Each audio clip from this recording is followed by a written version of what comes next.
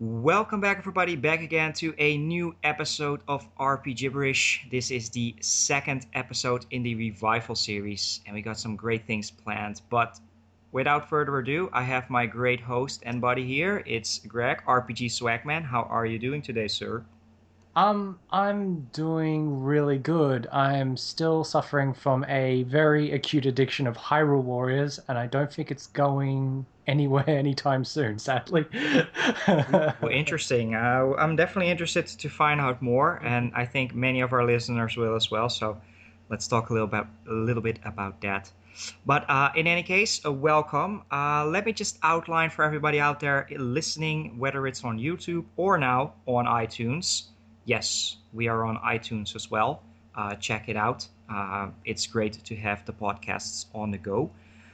But in any case, let me outline the topics for this particular episode. So, what we're going to be talking about mostly is fan translations and untranslated games.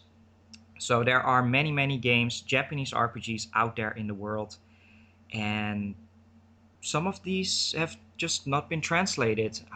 There are, of course, several fans that try their best at localizing them for everybody to enjoy. But sometimes there are just those games that we missed out on, or some games that we are interested in that are currently in development. So what we're also going to be doing is we're going to be talking about our most anticipated untranslated games. Greg has a list and I have a list. We are going to be going over that back and forth.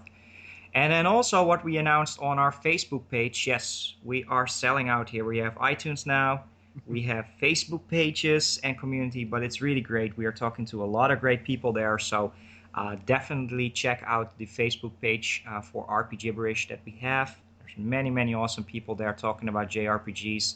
We post about news and all that good stuff. But what I ran there is a contest. The very first RP Gibberish contest. In the spirit of sharing is caring, we are going to be giving away two money prizes, which I hopefully the winners will redeem on actually Japanese RPGs instead of something else. But we'll get to that later on. We have some great entries. Basically, what we asked everybody is to come up with your favorite untranslated games in English, maybe one, two, or three entries and a little bit of explanation.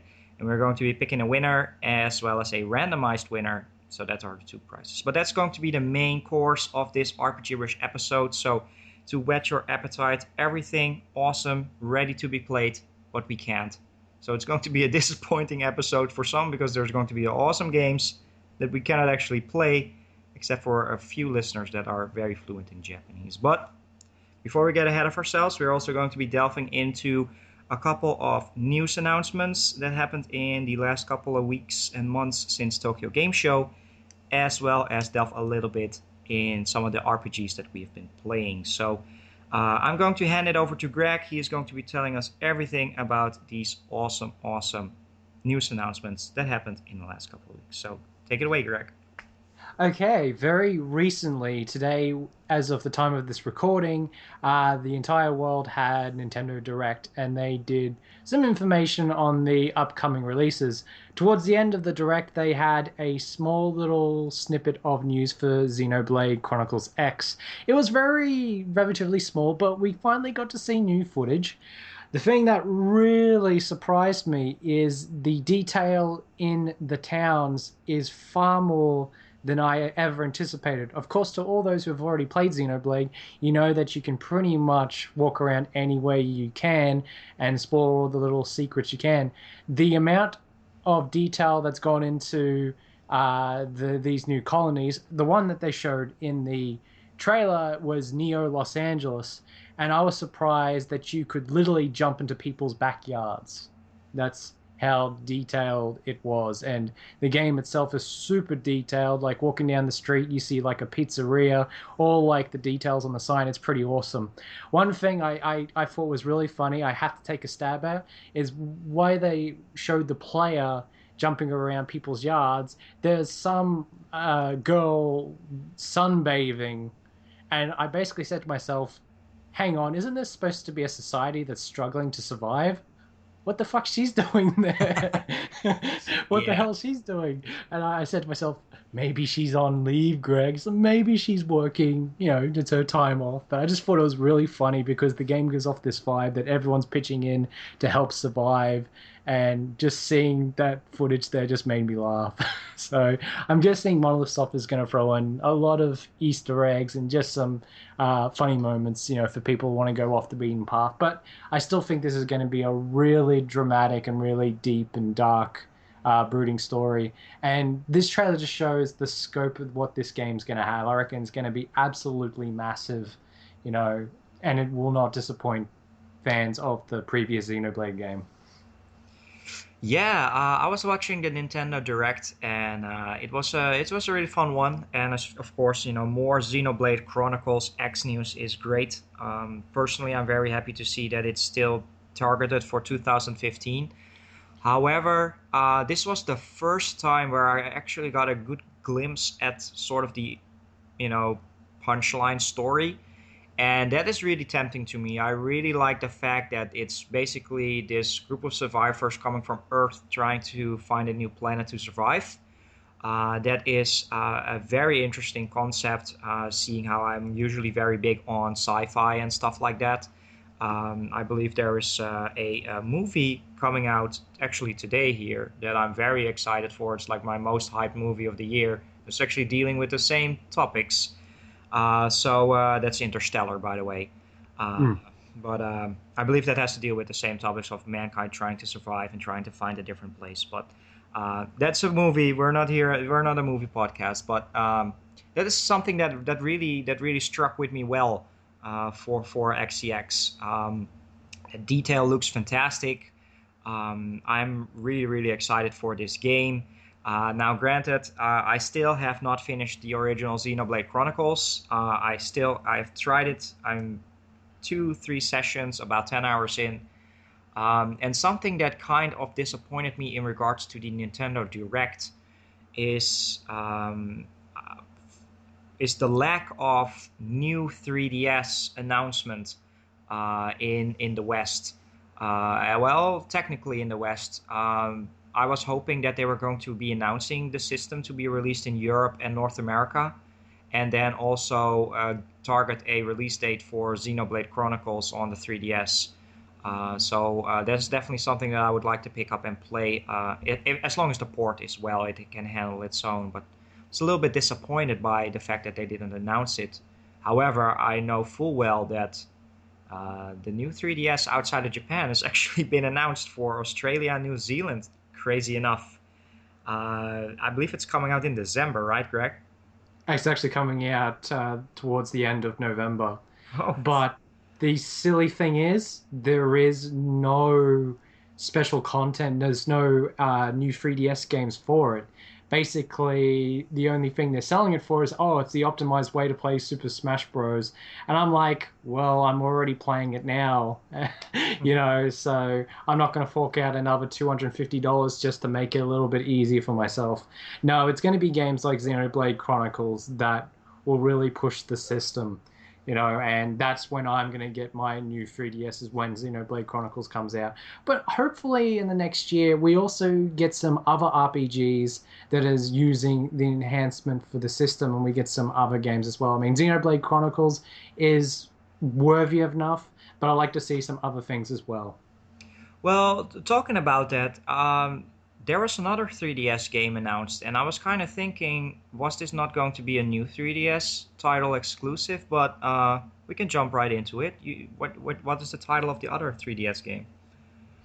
There was actually a few. One of the ones, even though this is sort of main RPG podcast, and everyone argues whether this is an action adventure game or an action RPG. It's like the battle of the ages. Of course, they announced a Zelda Majora's Mask for the 3DS, and that's kind of one that they caved into fan demand, because there wasn't a thread on the internet. It's like, give us Majora's Mask, give us Majora's Mask. Well, those people can quiet down because you're getting Majora's Mask. Yeah. Majora's Mask, to be perfectly honest, I'm one of the biggest Zelda fans on the planet. It's kind of mid-tier for me. It does a lot of things interesting, but it's not like one of my super mega happy, fantastic Zelda games. It kind of sits there in the middle. I know a lot of people love it, but I'm sort of got to be honest with myself, and it's kind of in the middle with me. I don't mind it. Hmm. But the one game Era may be referring to, and I got to say, the more I'm looking at this, it interests me is, I think I could be the entire name, but I think it was a codename Steam. No, no, no. I was actually talking about that other series that I Well, completely scratched off. But Codename Steam, just to let you know, I'm not that excited for it. To be honest, I'm when I was announced at E3, it just not look doesn't look very tempting to me, despite the fact that it's intelligence systems. It's kind of having that Valkyria Chronicles yeah. vibes, but I am not really keen on this one for some reason. I have to see more, but not sold yet. Gameplay wise, it reminds me so much of Valkyria Chronicles, and that's the main reason I definitely want to have a go at it, and because it's intelligent systems. The reason why I don't want to is because of when I saw you are under Abraham Lincoln, I was like, my attention span just dropped. And that's not like a kick in the face to our American listeners, but Abraham Lincoln's been done to death, and for him to be in a video game, in a steampunk game, I was just like, what? But I'm guessing this is Intelligent Systems kind of hat in the arena for Valkyria Chronicles games. You got Valkyria Chronicles, which is this fantasy World War II setting, and then now you've got Intelligent Systems doing this fantasy steampunk-esque, 17th, 18th century game. And I don't want to completely dismiss it because it's on that time period, but yeah, I'm going to be cautiously optimistic about that game. If at anything, I'd probably wait until it's cheap, but I need to know a lot more before I get into it. Yeah, agreed, definitely agreed. It's just letting it out. There's thinking about it out loud. Fire Emblem cross Valkyria Chronicles, the overhead style of Fire Emblem, and when you get down to it, you go into a little Valkyria Chronicles gameplay. They can make it happen. Yeah. It's possible. Lucina versus Salveria. I can see this happening, but there's already SMT versus across Fire Emblem that we know nothing about. Let's not get ahead of ourselves. And surprisingly, that wasn't in the direct. I mean, that is in development like nowhere. Yeah. Oh man. They haven't spoken about the game since their original announcement, which was back in the May 2013, somewhere before E3 even. Nintendo, their first ever Nintendo Direct. Nothing since then. Sega bought out Atlas. I don't know. We'll wait and see. XCX was announced at the same Direct, and that has gotten some attention. But yeah, we'll see what happens with that game. But speaking about the game that I was actually referring to, it is Atelier Rorona for the 3DS. I was kind of thinking that this might be another one of those new 3DS titles, given the fact that I know I'm not a big fan of the Atelier series. I know we did a whole episode on there and I was just listening in. But the graphics are supposed to be very awesome. And I believe there's also Atelier Rorona Plus on the PS Vita. And that looks really cool. And now they're going to be downgrading it to the 3DS. I'm not sure if I'm too keen on this, except for just milking it dry and getting more sales for Atelier. Oh man, Gus really. They're really fallen for me. It's just, I mean, when we get into games we're talking about recently, I'm going to talk about my feelings towards Arno Surge, but Gust is not one of my favorite developers right now, and I've kind of admit to myself I'm kind of done playing their games. It's very interesting. We all know me. I used to collect pretty much every JRPG out there. I built up a sizable NIS collection, and in the end, I only played about one or two, like Mana Khemia and some non-JRPG games from NIS and Gust and all that good stuff. However, recently there's this one probably faithful listener out there, which is Mario from the Accent on Gamers channel, and he's been recommending Atelier to me, saying that I should pick it up on a Vita and just play it. He's very convincing though. He's very convincing. They are. I think that's going to be one I have a strong stance on saying nah, nah. Just I played Atelier Arona, and that to me was mid tier. Like I wouldn't say it was a complete bust. I mean, I enjoyed some parts of the game, but some parts of the game I was rolling my eyes. I was just, it's not a series for me. It really isn't. And I think I've talked to a lot of people about it, and they've kind of caved in and understood why I'm not really fond of it. So I see. Well, hearing a lot of mixed reviews. Yeah, for me, I owned the games on the PS3, just didn't have the time to play it at all. So I just haven't played it. Maybe I should give it a try and to see what the fuss is all about and see if it indeed is mid tier. We'll see. I have many other games to play. We'll get that in a little bit. But Atelier Verona, that was the I think that about covers everything JRPG wise from Nintendo Direct. There was another great event happening about a week before it, right, Greg? yes, and it was actually quite surprising because I must admit this is a game that would not get talked about for the last couple of years, and in this year alone, they probably covered more about the game than they have in the last 7 years of its development. Basically, in Paris, Square Enix hosted an event where they talked about Type Zero and Final Fantasy 15. And what was really cool is even though these trailers and videos that they showed footage of the game were subtitled in French, they actually, for Type Zero's part, actually finally showcased the English voiceovers, which I thought was really cool. And we got to see more of the game. I think I ultimately chose the right thing to do to wait for the HD port because it runs really smoothly. It looks really good. I'm definitely going to get my PS4 around the same time this comes out. The voice acting is okay. I don't think there's any problems with it.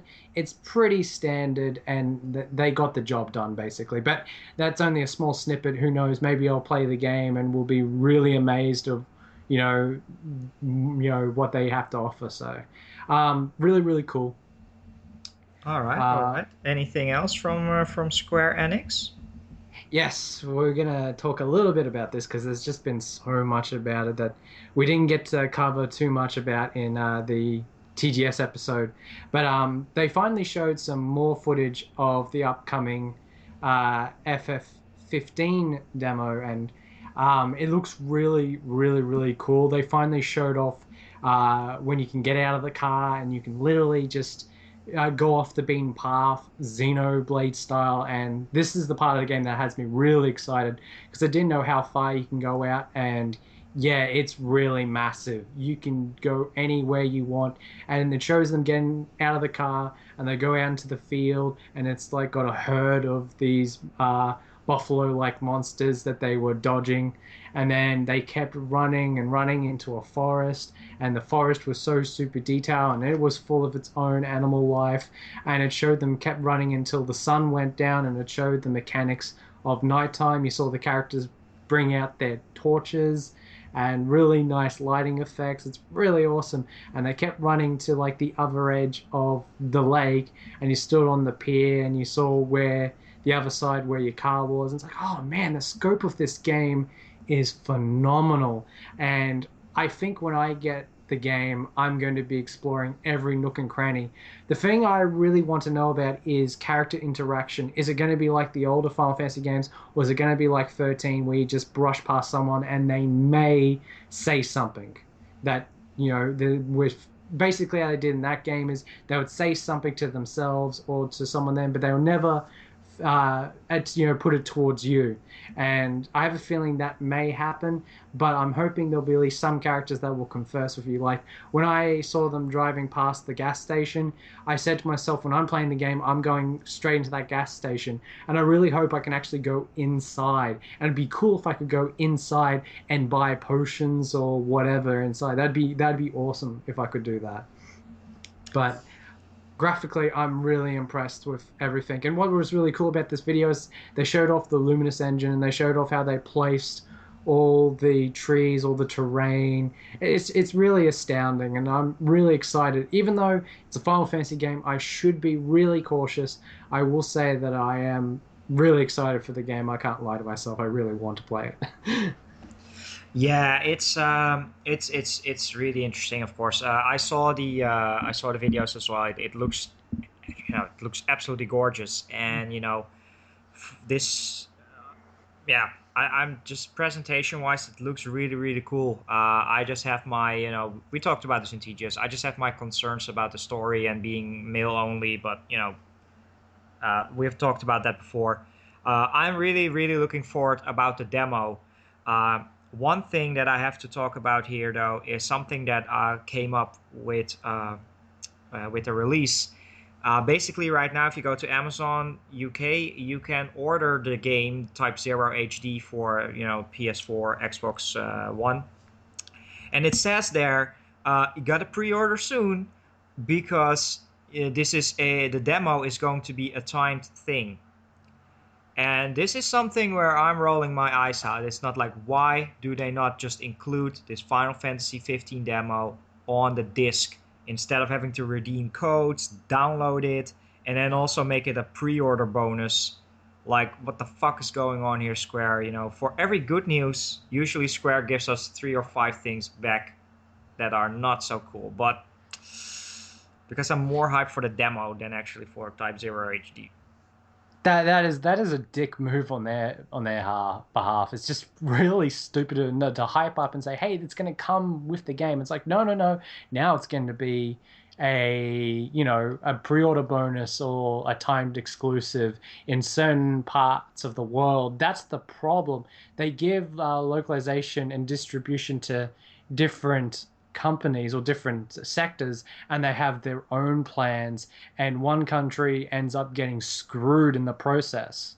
Like Hyrule Warriors, there was in Japan, you can get like all these costumes at once if you lived in Japan. In America, they did this stupid system where if you pre-ordered the game at a certain retailer, you can only get one set of those costumes, and you would miss out on the others because they were exclusives for those other retailers. That is so shit. That is just Yeah. really shit. Just And Yeah, no, go ahead. I was just going to say, it'd shoot them in the foot to get everyone excited for the 15 demo and then just say, hey, nah, you have to get it as soon as possible. No, they'd kill them in the end. It really would. They really need to pack in that game with, Type 0 HD. Yeah, It's in their best interest to do so, to get hype for the game. Oh, definitely. I really hope they do that. Just thinking about it, yesterday was another great, awesome announcement, to be honest, in JRPG news. And that is the fact that Square Enix is going to be releasing a Kingdom Hearts 2.5 Collector's Edition in Europe and USA, or at least North America. It looks really awesome. You basically get 1.5, 2.5 at once. You get a lot of cool art books. You get a great steelbook with some awesome art, nice package box, and you get like a Heartless plushie. It looks really cool, and money wise, I can just drop the money right now, and I want it. However, talking about stupid decisions, it's going to be a Square Enix store exclusive. Of course it is. And right now it only says USA, UK, and France. So basically, the entirety of Europe, and Square Enix of Europe is behind this. The entirety of Europe is UK and France. Now, with a side note, this is just announced yesterday on their blog. If you go to the store, the actual item is not yet available. So I have not tried to order one yet from the Netherlands. But if I'm not able to order it, like the Theater Rhythm Curtain Call limited edition, which after a couple of weeks later I could finally get to the Netherlands. They say it's very limited quantities. I want it on my shelves because I'm a big Kingdom Hearts fan, and having to miss out for this bullshit because Europe is, the Netherlands is not UK and France, but Europe. That is some really stupid decision. But I am really hyped for this collection edition because it looks really cool. And just the fact that it's not available yet, that means when it is, that site is just going to be fucked when everyone goes at it at once. Oh, yeah, definitely. I've already been checking it like 15, 20 times already for the last day or something, just to be able to get it in. You know, it's really bad. And then then I have not even touched on the fact that Australia is also there. And I know a lot of Kingdom Hearts fans in Australia. I saw a lot of Twitter messages already. You know, it's really bad that they do this shit. Yeah, no, we got a very fanatical fan base in Australia. I think, honestly, because I've been focusing more mainly on new games, I'm probably going to wait until just the single copy's a bit cheaper. I mean, because I've already played the games that are on the disc, and of course, I'm encouraging everyone to get 2.5 just to play Birth by Sleep alone, because it's definitely the best in the series. I think it's going to be just a while longer before I delve back into it, to be honest. So I know you're a big Kingdom Hearts fan, so I hope you can snag one of those special editions. You know. Yeah. Yeah, just as a side note, it's definitely something that I would like to have in my collection because it's like this mega package all in one. You get pretty much everything except Dream Drop Distance. And you cannot really play 358 over 2 days and, of course, recode it. But I finished them. Bless you. And they're not a really great game, so just being able to actually see the cutscenes is fine by me. But just as a side note, I will not be playing 1.5, which I've already have for a year, or 2.5 for a while, until we actually get cracking with Kingdom Hearts 3. So about 6 to 9 months before it comes out, I will definitely replay the entire series. But for now, not yet. For now, it will be... we'll have to wait, but hopefully I can get my hands on it because it looks really great. And I love plushies, and the Shadow Hearts plushie looks really great. I would like to have that on my shelf next to the other ones. But really cool stuff. I just hope Square Enix does not really fuck up the release. But for me personally, that wraps up all the news announcement. I don't know if you had anything else that you wanted to talk about. Nah, that's pretty much it. All right. So I think then that's time to actually delve into the segment of some of the RPGs that we've been playing. Just dedicate 15 to 30 minutes about that. So Greg, you can go ahead. What are some of the JRPGs that you've been playing? I'm going to start off with something negative, and of course, I want to just apologize to any Gus fan. I don't intentionally hate Gus. They just don't make the games that I sort of enjoy the most. Like, there's other RPGs that I love a lot more, and I have played a lot of Gus games, but I was looking forward to one game this year, and I had my hopes thinking this would be the game that would break them out into, being better than the other games they've done before. And of course, that's Arno Surge for the PS3, and I was really excited for it. And I looked at the trailer, the game looked amazing. It's like, yeah.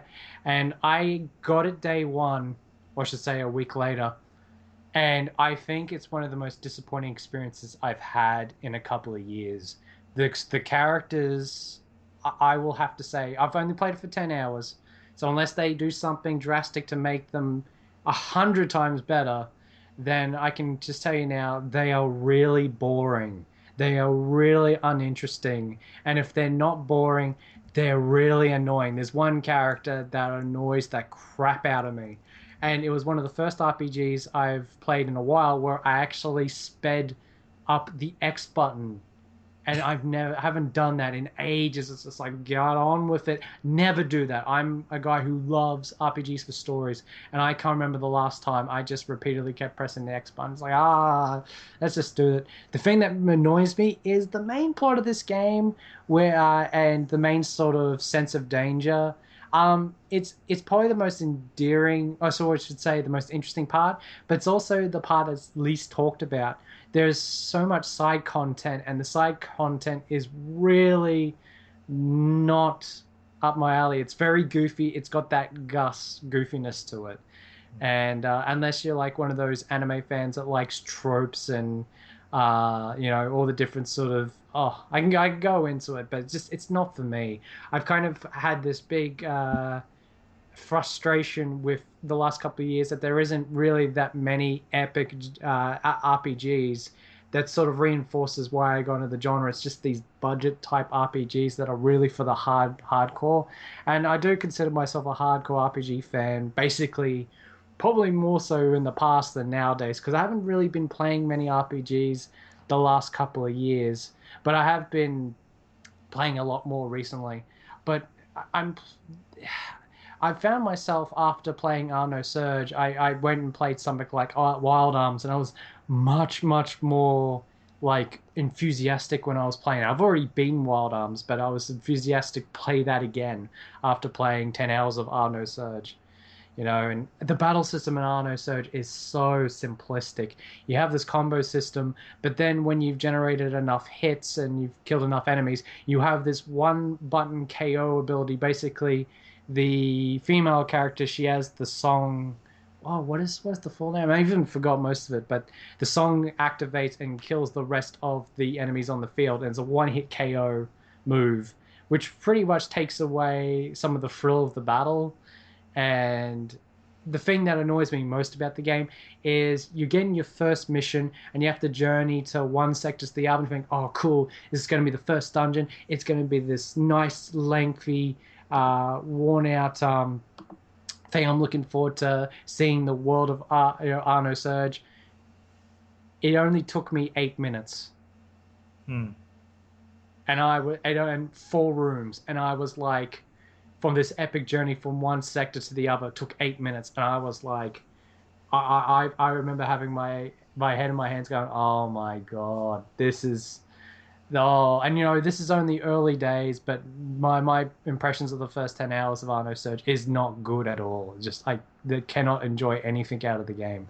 I will say this: one of my friends got a bit pissed off at me when I told him that I was about to turn off the console when I did my first item synthesis. Because when you synthesize items in the game, the characters do this like this idol girl sort of dance. And it's all these cutesy sort of Japanese sort of pictures in the background. And I was like, this is Arch and Ellico 3 all over again. And I was like halfway to pushing the power off button.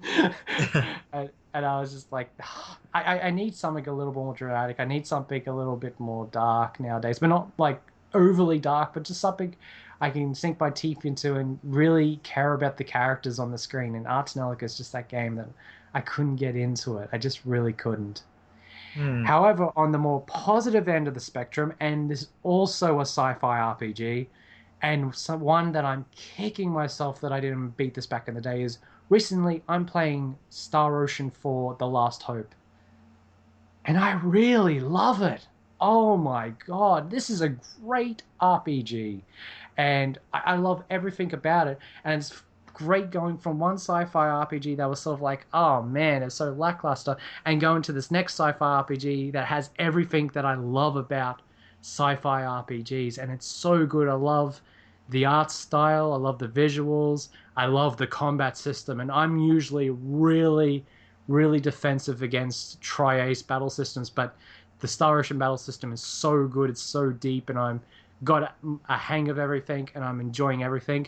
I love the enhancement system where you have your individual character EXP, and then you've got this party sort of EXP as well, or I should say special points, and you use these for skills. It is kind of simplified from the other Star Ocean games, but I'm really enjoying just grinding and getting these special skills up, and so far it's been a real enjoyable experience. And I like the fact that it's like it's going to be a theme of this podcast, because we've already mentioned before about interstellar travel with Xenoblade Chronicles X, and of course Arrow briefly mentioned Interstellar, and this is another one of those games that touches upon that. It's probably the most quintessential game where Earth is pretty much done for, and their special forces basically go out into the Star Ocean and seek new planets. And I really like that. It's probably one of my favorite types of sci-fi stories. And I actually read the other day that one of the main heads at Tri-Ace is a big fan of Star Trek. And that really shows with Star Ocean: The Last Hope. And what's really funny is the next game that Tri-Ace is working on right now is Phantasy Star Nova. And you can also see the influence from Star Trek in that game as well. And I think to myself, man, I'm really enjoying Star Ocean 4. Maybe I should import Phantasy Star Nova when it comes out, because it's got the same sort of story. But I'm really impressed with Star Ocean 4. I'm kicking myself because I've owned both the 360 copy and the PS3 copy for years, and I just didn't have time for it. And I wish I could go back in time and make time for it, because I'm really enjoying myself. That's interesting to hear because I finished Star Ocean 1 and Star Ocean 3. I haven't played the second game, which I still have in my collection, and I was the same as you. I had both the 360 and PS3 version all nicely sealed. And just time-wise, I figured I'm not going to ever delve into the fourth game. So I gave them away to one of our faithful listeners. Uh, maybe I regret that now, but good to hear that Um, it's a great game, though. if I wanted to say the only thing that's negative, and it's sort of a slight on me, is the first three characters they got. I like them. I know a lot of people don't really care for the main character Edge. I think he's okay. He doesn't bother me. The second character, the female character Ray. Roundy, I think I'm pronouncing that wrong. And then you've got the Eldari character, Faris. I'm also pronouncing that wrong, but I really like the initial three characters. Hmm. The fourth character is annoying as she's a little girl who's basically the magic user who's a know-it-all, and then even though she's a know-it-all, she has this bratty nature about her. And if you don't know, listeners of RPG Gibberish, that's my least favorite character archetype of RPGs. Really, really annoys me. So You know, that's the arrogant small little girl. yeah, it's the one where they have this great intelligence, but then when they choose to, they'll act all bratty to, to show up one of the characters or the character's entirety. And I've never been a fan of that character. There's only been one game where they've done it justice, and that's Trails in the Sky with Tito. Yeah. She's really cool. She's a really good character. She falls under that category, but she's really respectful, and I like her connection with Estelle and the rest of the party members. So she's one of the only characters that gets a free pass, and she's probably the best representative of that archetype.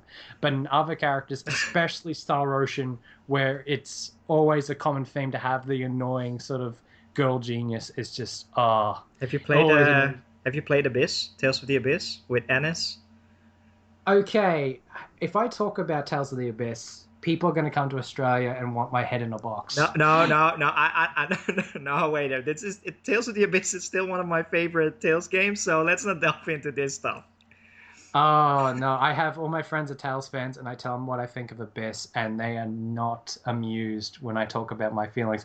They want me to beat it, but I will say this now: half the cast in that game annoys the crap out of me. And you want to know the surprising thing? No, It's but- not Luke. Luke Oh, doesn't annoy me. Luke doesn't annoy me. Most of the female characters do. Tyr's awesome. I will say I love Tyr. I love Jade. But Natalia and Anlis, oh God, I hate them so much.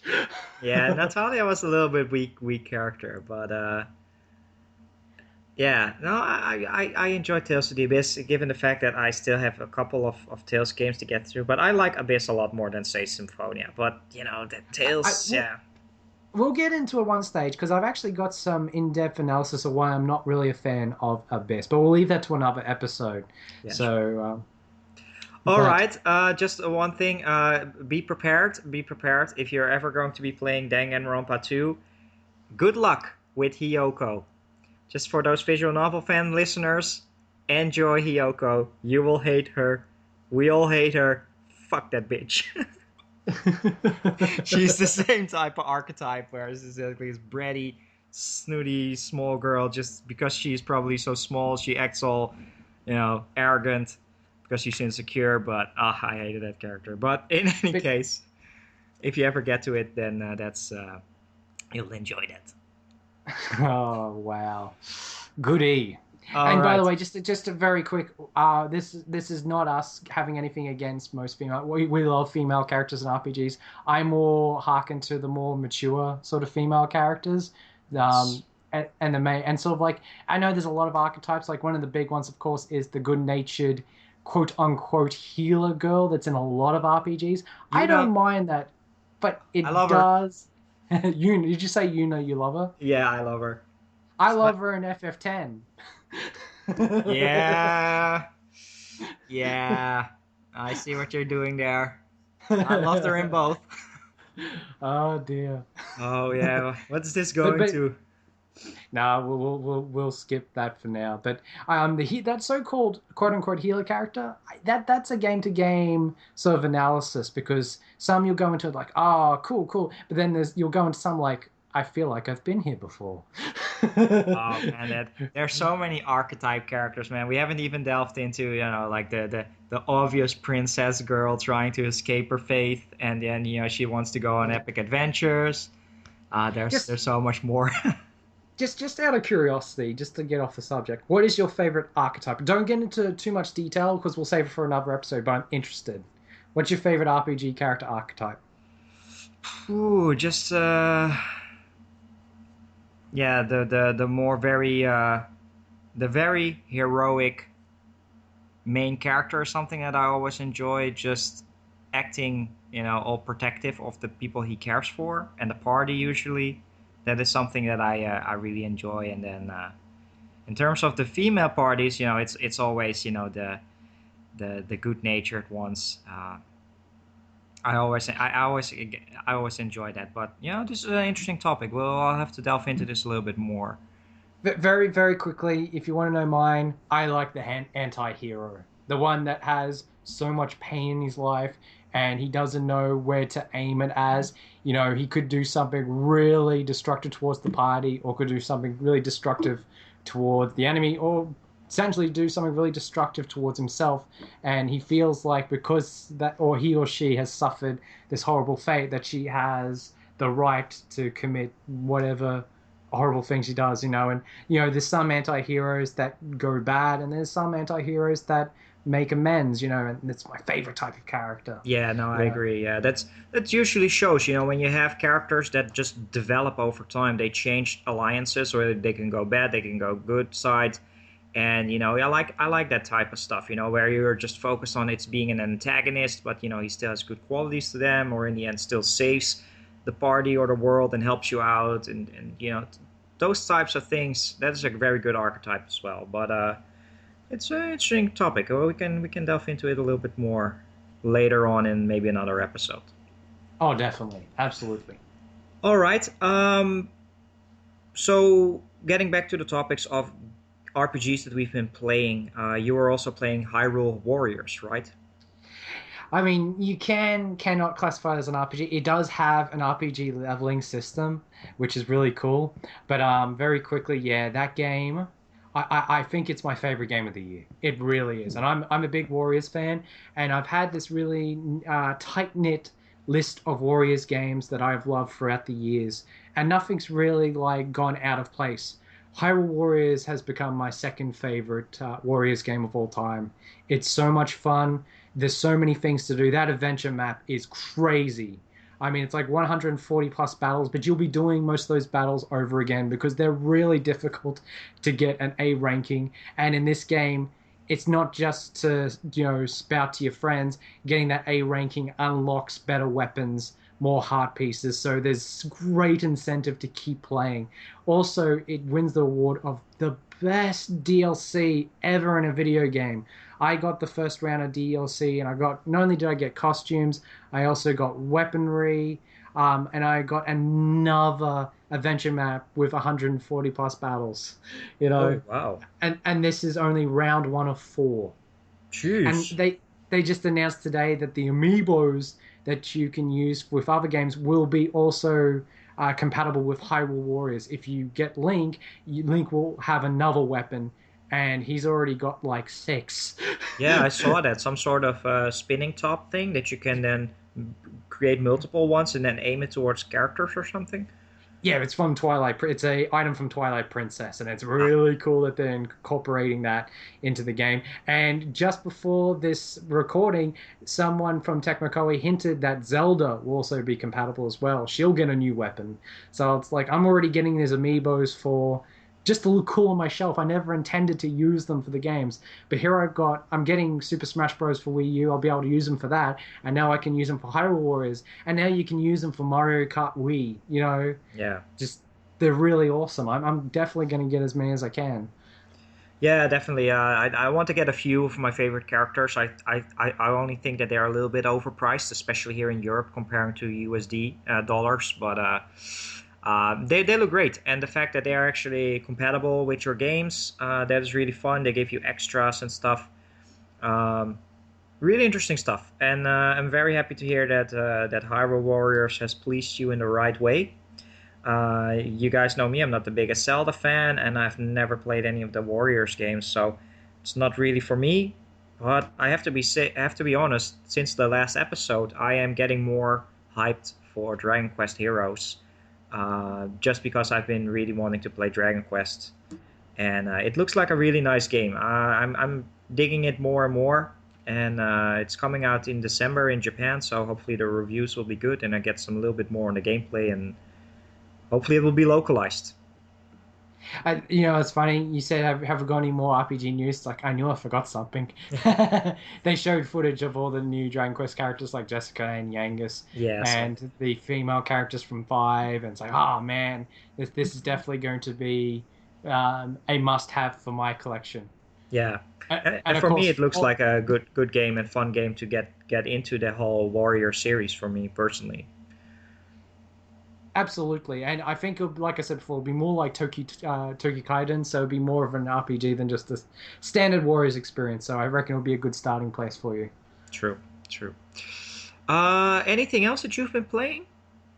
Well, Samurai Warriors 4, and I cleared 40 hours of that and beat all the story mode in Beneath. And you'd think I'd get sick after playing Hyrule Warriors for about 80 hours, but nope. Samurai Warriors is actually my favorite Warriors series, and I was really surprised that I could get through that in the amount of time I did. I really enjoyed that. It really added some more unique sort of mechanics to the very old Warriors series. So no, that was a really cool game as well. So I pretty much rounded up my year of Muso. I've played 4 Warriors games, and I think next year is going to be like a huge break for them because Koei's pulled all guns blazing for 2014. I think they're going to take a huge rest in 2015. Thank goodness, because there's so many RPGs coming out next year. I'm glad they can take a break, and I can more focus on RPGs. Oh yeah, definitely. That's sometimes you just happen to have that. Last year was for me was really crazy with Shin Megami Tensei as well. Lots of games like playing them back to back, and now this year a lot of visual novels playing back to back. Sometimes that happens, and that's something for the good, and that's great. It's really great to be able to play what you love, and that there is a consistent stream of new games coming out. So, all right, let me delve into the RPGs that I've been playing, which are RPGs. What genre is that again? Uh, I gotta be honest here and say that for the last couple of months, I have not really been playing a lot of JRPGs. There's been many other games that I've been playing. Just as a reminder to everybody, my job is absolutely ridiculous. I have a job of about 50 to 60 hours. I was helping temporarily in my friend's restaurant, and then I have YouTube and Facebook that I talk a lot. So I don't really play a lot of games. However, the time that I did play, I had to play on consoles or handheld-wise. I've been trying my best to get through a couple of games, but they haven't really been a lot of RPGs. The last real RPG that I was playing was Bravely Default. I can't remember if I talked about this in the last episode, but I got up to the point where I think it's end game before the stuff happens. Bravely Default, it's a 7-8 chapter game, and I'm now in chapter 4, where you are basically at the final kingdom, and I'm now at the point where the quality twist happens, where I kind of already know what's going to happen. I spoiled myself on that because I heard everybody talk about, man, after 40 hours, 30 hours, the game drops in quality and becomes so boring. But I'm right at that point where I just got to get through the final kingdom or final dungeon, and then probably some story stuff happens, and I gotta play for 20, 30 more hours. But that got postponed due to another great game, which is a little bit RPG-ish. It's Final Fantasy Theatrhythm Curtain Call. I put about 20 hours into that, and after that, I just got distracted into other games. I've been playing Chaos Head visual novel. I've been playing a lot of Western games like Alien Isolation, which Western Game of the Year for me. But RPGs, not really. However, there is one thing that I started to play, and it's only for an hour, and I really want to play more because my great friends and at Exanon Gamers, they sent me a copy of Valkyria Chronicles 3. And I started it up, and man, the first 2 battles, that felt so smooth, so great. I have not played Valkyria Chronicles 2, and I want to play 3 first, and it just feels really, really awesome. So I can't wait to delve into more Valkyria Chronicles. It will be postponed for a couple more weeks for certain events to happen, but I'm really, really excited to play Valkyria Chronicles, as well as some other great excellent games that have been sent to me, like Nier for my Xbox 360, as well as Sakura Taisen 1 and 2 for the PSP. I'm going to be playing with a translation guide. Together with, Bravely Default, technically not a RPG, but Persona 4 Arena Ultimax that I still haven't kicked in. Sort of JRPG, of course, it's a more fighting game visual novel, but it's Persona. And then, of course, we're all anticipating the big one, the massive one for me, Persona Q. Which is only 3 weeks away. Yeah, it's 3 weeks away, and then probably because I'm ordering it from Canada, we'll add in a couple of weeks for delivery. So hopefully I'll get it somewhere-ish, 10 December or something. And then everything that I'm playing on handheld is going away. Everything will be focused on Persona Q. Play it, enjoy it. It can potentially be a game of the year. I put very high expectations on it just because I love Persona and Etrian Odyssey so much. But this Persona Q is definitely the JRPG to get me back into it after a small hiatus. I really have not played a lot of Japanese RPGs this year. Bravely Default, East Memories of Salsetta, SD Snatcher, some others that I can think of, but haven't really played any major ones so far. Just haven't, and there is quite a lot. I haven't even talked about Tales of Xillias, Lightning Returns. There is, a Final Fantasy X-2 remaster. So many titles. I really got to get into the swing of things. And where 2014 was a very visual novel year, 2015 is definitely going to be a very JRPG year. I just hope that I have the time on my hands to actually get through a lot of these games, because my life is really busy, and JRPGs are the most time-consuming genre of them all. Absolutely. I totally forgot. I have been playing Tales of Exilia as well. I've played 10 hours of it. And I like it a lot more than Tales of the Abyss. No, I actually do. I really like Exilia. I think Hyrule Warriors came out, and that took all my attention away. I enjoyed everything. I actually really like the characters of Tales of Exilia, and that will definitely be probably my go-to Tales games when I get back into the swing of playing a Tales games. To just quickly add upon Valkyria Chronicles, that is one of my biggest goals, is to play the other games, because number one is quite easily my favorite game on the PS3, and I'm actually halfway through Valkyria Chronicles 2. And the difficulty spike was too much for me at the time, and I was already stressed at the time, and it was just a game that I just shouldn't have.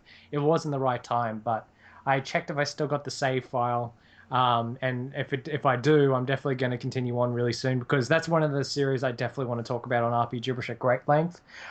Thanks to my good buddy Taylor, he gave me his copies of Valkyria Chronicles, like his entire collection. So I've already got both versions of 2, and I've actually got both versions of 3. The normal version and is it the XE or Extra Edition or something? That's the one I have. Yeah, and because I absolutely love Valkyria Chronicles, it's nice to have this awesome collection, but I really want to play them. I've played the demo of 3, and that is so good. I've also watched the Prelude anime that was actually got uploaded to PSN, but someone fan translated it, and I've watched that, and I really love the characters of Valkyria Chronicles 3. I'm really hyped to play that. It's really cool as well that Valkyria Chronicles 1 is also coming to Steam. We didn't talk about that very briefly. Oh yeah.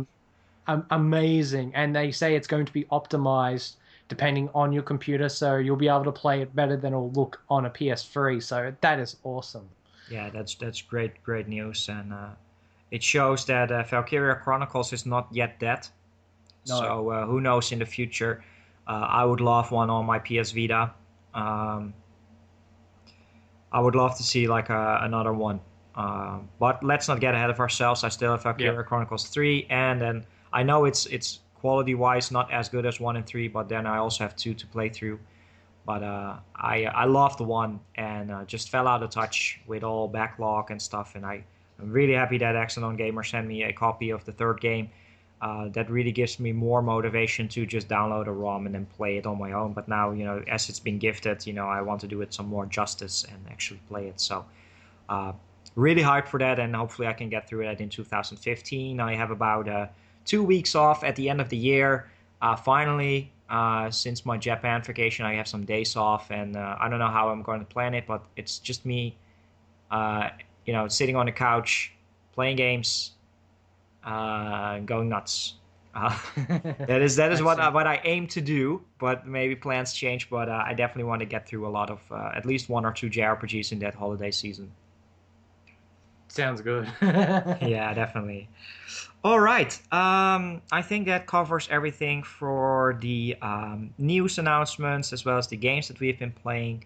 So for now, we're going to be delving into the actual main topic of this RPG podcast, and that is, of course, untranslated games, both retro and some new stuff, mostly retro. Some of the games that we just missed out on that have never came out of Japan and has even missed on the radars on some fan translators. And after our discussion, we're also going to be talking about the entries, contest entries, the games that were brought up by some great listeners. Talk a little bit about them. Are we hyped for them? Do we know them? Because there are some crazy titles that I really had to look up and prepare. So let's delve right into that right now. Alrighty, who wants to go first? Yeah, let's see. Well, let's just go back and forth. I have a list right here of 5 games. Was it 5? Maybe it was even 7. I forgot if I said 5 or 10, and me and my excitement, I did 10. Okay. All right. But I'm going to rapid fire half of them, but some I've actually got in great detail as well. So. Okay. Let's do it from the bottom. So let's leave let's work up the chain of the most anticipated ones. I have 7, but one is a cop-out answer, and that is more Japanese visual novels.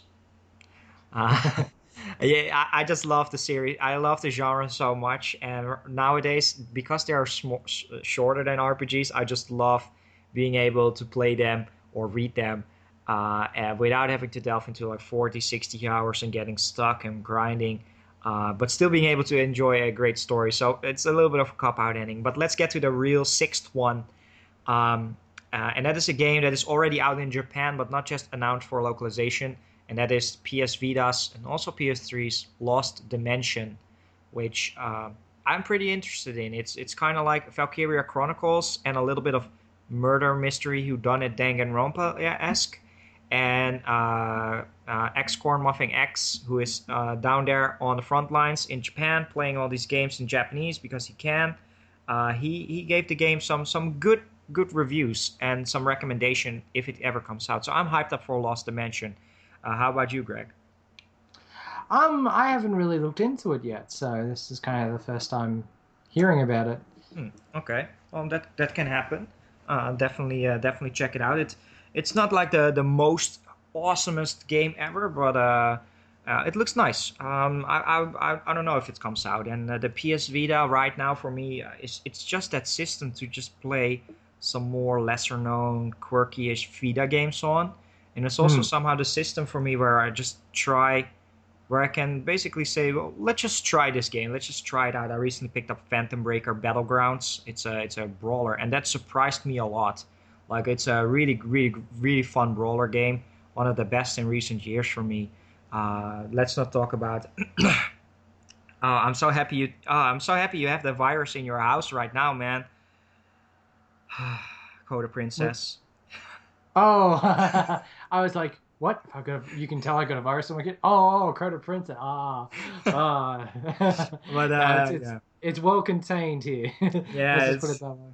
Quarantine to that island. They did it 100 years ago, and I just did it again. Just send it over to Australia with it. They'll quarantine it there. But yeah, that's Phantom Breaker, and I'm also very excited to pick up games like Senran Kagura, Bon Appetit, and maybe even the Senran Kagura games. So the Vita for me is like that system to just play a little bit more quirky games on and some experimental games. Like I really love Demon Gaze, the first-person dungeon crawler earlier this year. And of course, I have another one from Experience Inc. on my list. But Lost Dimension, I would play it if it comes out. I would definitely check it out. It sounds like a game that, once again, I reckon either Access will definitely do it, or maybe Exceed. Yeah. I would say more Access. Just very quickly, was Lost Dimension, who was the developer of Lost Dimension? Let me look it up. Oh, it's Furyu, the guys that also did Unchained Blades. So that might be Exceed. Yeah, that's Exceed. Exceed did Unchained Blades, but looks nice, looks interesting. We'll see how it goes. I've never played a Furyu game. I've not played Unchained Blades, but check it out after the podcast. Maybe you can get hype on that as well. But just wanted to add that one in there. So, what are some of the games that you have on your top 10 list? Okay, here's one that's really obscure, and I've been following it for the last couple of years. The first game is actually fan translated, and I totally forgot that when I was doing my research today. So that sort of will probably motivate me to play it sometime down the road. The sequel, however, is not fan translated, and of course I'm referring to Madara 2. And it is an RPG based on an anime which is made by Konami of all people. And it basically, the plot of the first game follows this character called Madara, who very unfortunately as a baby had all his body parts removed and nearly left for dead, but an inventor found him and replaced all his body parts with mechanical limbs, basically. And the reason why this terrible thing happened is because the father of this child, who's an emperor, didn't want his son to grow up and kill him to take his throne. So he did this awful act to protect himself. But that didn't stop him, from the main character, Madara, for going into the dimension and to take on his father's forces, which sounds kind of okay, but I saw footage of the second game. Oh my goodness, it looks so good. And it's got that SMT dark nature about it. It's really dark and brooding. And the graphics, while they look simple, the animation is really fluid. Like, the character models are really small. I would compare them to the Phantasy Star character models. But the amount of animation these characters have is astounding in battle. It's absolutely awesome. Now, I noticed that the music is really good, and there's actually a reason behind that error. The composer for the game is none other than Miki Higashino. I see the name on Wikipedia. Yeah, one of the main composers of Suikoden 1 and 2. So I was like, yep, this is definitely a game I need to play. Yeah, I honestly, I never heard of the title. I just very quickly pulled up Wikipedia. And box art, sold. Konami, sold. Miki Higashino, super sold. And then Super Famicom. I don't know about the gameplay. I haven't seen it yet, but this is an interesting title. Madara 1 and 2. I'm just looking at Madara 2, but very interesting. Awesome. Yeah, I know everyone say, oh, you can watch the anime. No, I'd probably settle for playing the RPG, honestly. So, and it is, they do hook together. So 2 is a follow-up to 1. So I'll definitely play 1 first before I can get my hands on 2. But really amazing. That was made in 1993. So literally, the composers probably worked on Suikoden directly after this game. So really, really looking forward to it. Awesome. Very quickly, this comes as no surprise. This is probably one of the only games in the series that's not fully translated. It is partially. I should say Madara 2 is also partially fan translated from Aeon Genesis. It's just not completed yet. And the one I'm referring to as my second one is Fire Emblem Thracia 776. This has a 0.6 version patch, but it's not complete yet. It's one of the only Fire Emblem games that is not finished with its fan translation. This game has been deemed from most of the Fire Emblem fan base as the hardest Fire Emblem game in the series. And man, I hear about some of the shit that happens in the battles, and I'm like, oh. And what's really funny is there's actually an optional button that you can use in the game that I think helps level up your characters a lot better. If you think the game is too hard, you can switch this on and it sort of optimizes all your enhancements when you level up, which I think I'll be turning on straight away from hearing how difficult it is. Basically, if you don't know, the game takes place during the events of the other Fire Emblem game, Seisen no Keifu, otherwise known as Genealogy of the Holy War. Basically, it takes place during chapters 5 and 6, and you take control of the character Prince Leaf and his noble knight Finn and other characters. And of course, Finn was a character that I played as in Genealogy of Holy War. So it's nice to have these games that sort of interconnect. And I'm still playing through Genealogy of Holy War, so until I beat that is when I'll get excited to play Thracia 776. But really looking forward to the day when that is finally translated. Okay, interesting. I also, like you, still have to play Genealogy of Holy War and Thracia 776. 776 is actually one of the 2 Fire Emblem games that I don't own in my collection, together with the Japanese version of the Sealed Sword, the 6th game, the first game with Ike. That's a pretty expensive one as well. Wait. Yeah. That's not the one with Ike. That's Path of Radiance.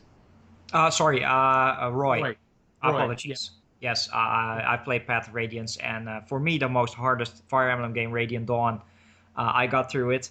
It was a little bit frustrating, especially when it's when you just have one more enemy to kill, and he kills one of your characters, and I don't like that permadeath stuff, so I got to do an entire hour again. But yeah, Fire Emblem wise, I played all the recent games, so from Path of Radiance everything has been completed, but just retro stuff I don't really have to delve into the older ones because they've been remade on the DS, but the Super Famicom ones and the GBA ones are still on my to-play list.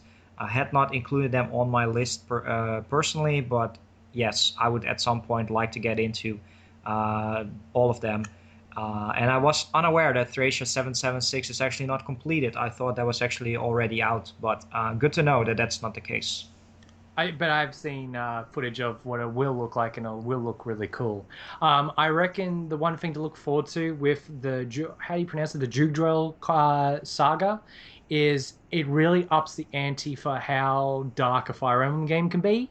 There's a lot of heavy themes that is dealt through, especially in Genealogy of Holy War. I can understand why that game never got localization back in the day, but it's a really good story. It really is. So yeah, I heard it's one of the best in the series. So yeah, I am clamoring for some Fire Emblem stuff soon after I beat Awakening last year. So I just really got to get into a retro mood as well to actually get into it. But good choice.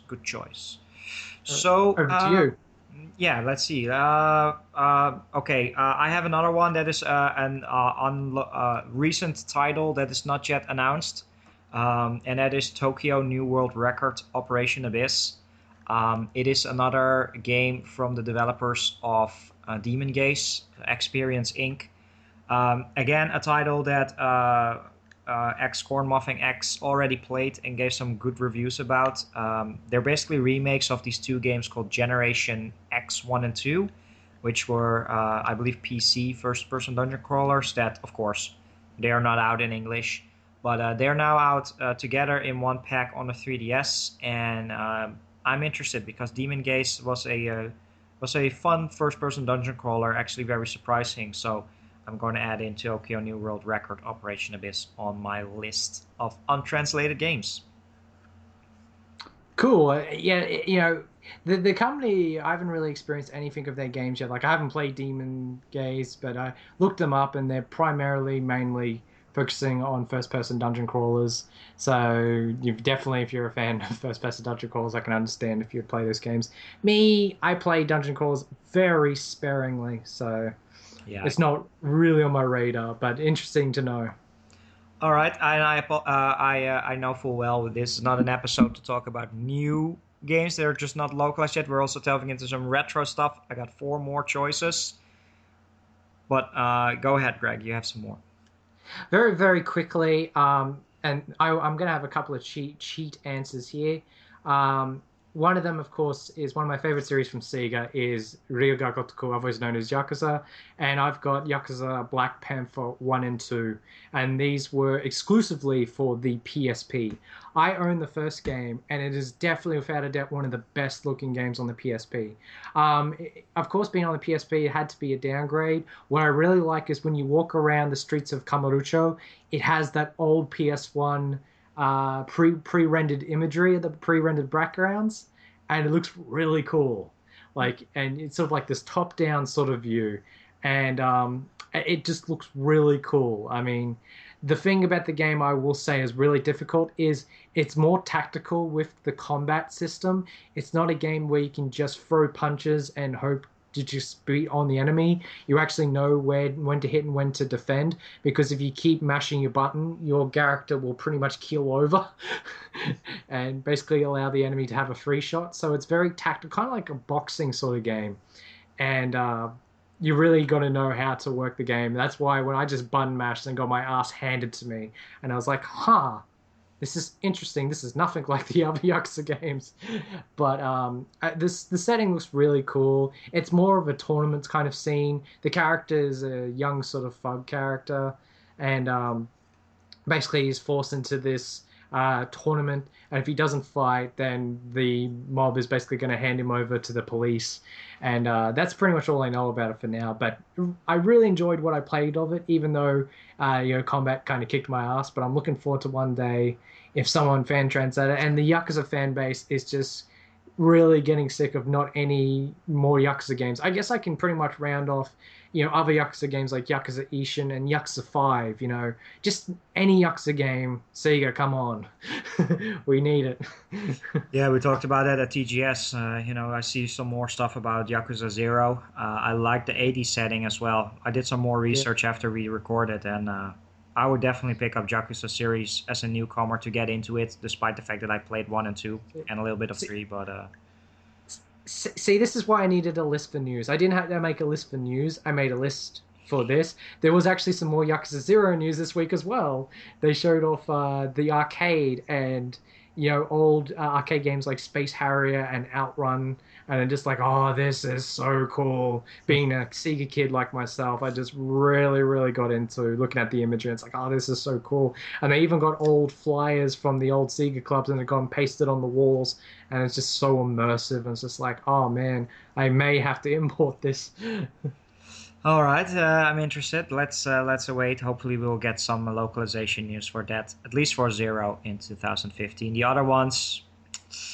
I think they're AWOL. Hopefully some... I believe there's a translation guide out for Yakuza 5, so you can actually play it, and then on the side you have some guide that actually translates the story and stuff. Yeah. Which is another way, technically, of playing a game in Japanese. There are many games we're probably going to be talking about that have these guides available, or actually have Let's Plays on YouTube, which have, just English in front of them. They are available, but still you're not actually able to play the game yourself in English. So just as a warning, but good choices of Yakuza. Let's see. I'm gonna add in my number 4, and that is because I am a big fan of Final Fantasy. This remains right now, since Type 0 is technically out in English and will be coming out officially as well. It is the only game in the main Final Fantasy series never to come out, and that is Before Crisis Final Fantasy VII, which was another Final Fantasy VII spin-off game together with Crisis Core and Dirge of Cerberus and Advent Children, the movie. But sadly, this came out on smartphones only when Japan had awesome smartphones and the rest of the world was still playing Snake on their Nokia 3310. But... Before Crisis, it's a very interesting game in the sense that story-wise you play as the Turks organization when they were younger. So you meet young Reno, Root, Elena, and I believe even Vincent makes an appearance in the game. I was not 100% sure. And then you have Hojo is in there as well, and then there's that other guy whose name I forgot, like the leader of the Turks. That crazy guy that actually puts everything in advance, and There's even the guy that I cannot really talk about, but there's another character in there that is actually that's a spoiler for Final Fantasy VII. I know the game has been out for 20 years, but it looks really interesting, and I'm hoping that at some point Square decides to port this to iOS and Android, and of course localize it in English. But it seems like they just completely ignore this game. I know full well that for pretty much more than a year now there's a fan translation on YouTube where somebody actually played through the game and then it's in English. But I don't know. I just haven't had the interest to actually sit down and watch that in its entirety. And I'm still hoping for the game to be playable because I think it will be a lot of fun. Oh, definitely. I'm a big fan of the world of Final Fantasy VII, and I really like the Turks. So when I found about this game, it's like, oh, it'd be awesome. I played it, but I kind of gave up on it a long time ago, thinking this is only going to be a Japan exclusive. And then when I saw the videos on YouTube, I was like, oh, cool. This really throws us a bone. Really, really cool. I watched a couple of videos on it. Really, really cool. You gotta love Rude. You gotta love Reno. Yeah. I just love FF7. There's gonna be an episode. I don't know when, but you'll be able to listen to my love of FF7, and it'll fill 3 hours. Definitely, it might fill 7 hours. Oh yeah, I love that game so much and all the spin-offs and stuff and all the controversy nowadays with the newer generation and we can go crazy on 7, but we'll save that for another time. But Before Crisis is my number 4 pick, so back to you, Greg. That was a really good pick. Really, really cool. Thanks. Alrighty. Okay, let's delve into. There's actually one company where I've actually got multiple entries, and this is going to be the first. I know Time and Eternity put a very bad taste in people's mouth for anything Image Epoch, but I'm actually here to say that for some odd reason, their best games never got localized. And this is one of them, The Last Ranker, which is a game from Image Epoch and Capcom. Basically, it's a game where basically this great big tournament is taking place, and basically people in this game fight each other. And when I mean fight each other, you can literally go up to any character in the game and ask them for a duel, which is awesome. And I've actually played a little bit of this game. I actually finally got it a couple of months ago. And I should have mentioned this in games I was playing, but I played a couple of hours of it. And I will say this now, it's one of the best looking PSP games ever. It's so good. It looks so good. The combat system is a little bit simple, but it's also very challenging at the same time. Like, you've got this one button that attacks, but if you hold down the R button, you also got some special abilities. So it's kind of that hybrid.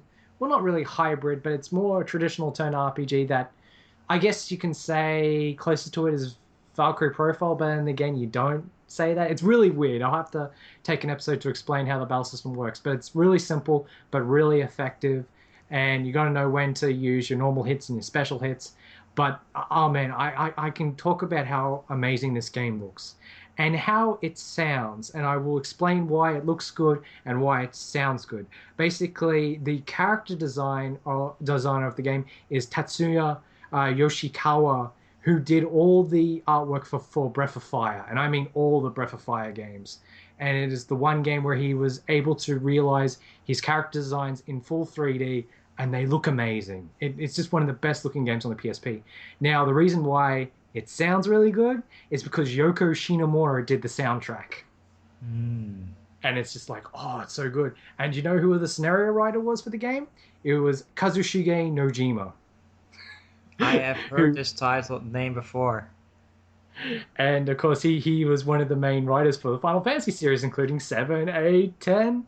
So yeah. Good pedigree, really good pedigree for this game. And I'm playing it, it's like, oh, I really want a fan translation for this so bad. It's really good. And the fact that Capcom didn't even give the time of day for this game, oh my god, people complain at Capcom for many reasons. This is a legitimate reason in my mind. It's just so good, and hopefully someone can translate it one day. Yeah, no, The Last Ranker, I'm familiar with the title. I heard this many times of this is a great PSP JRPG, why is it not localized?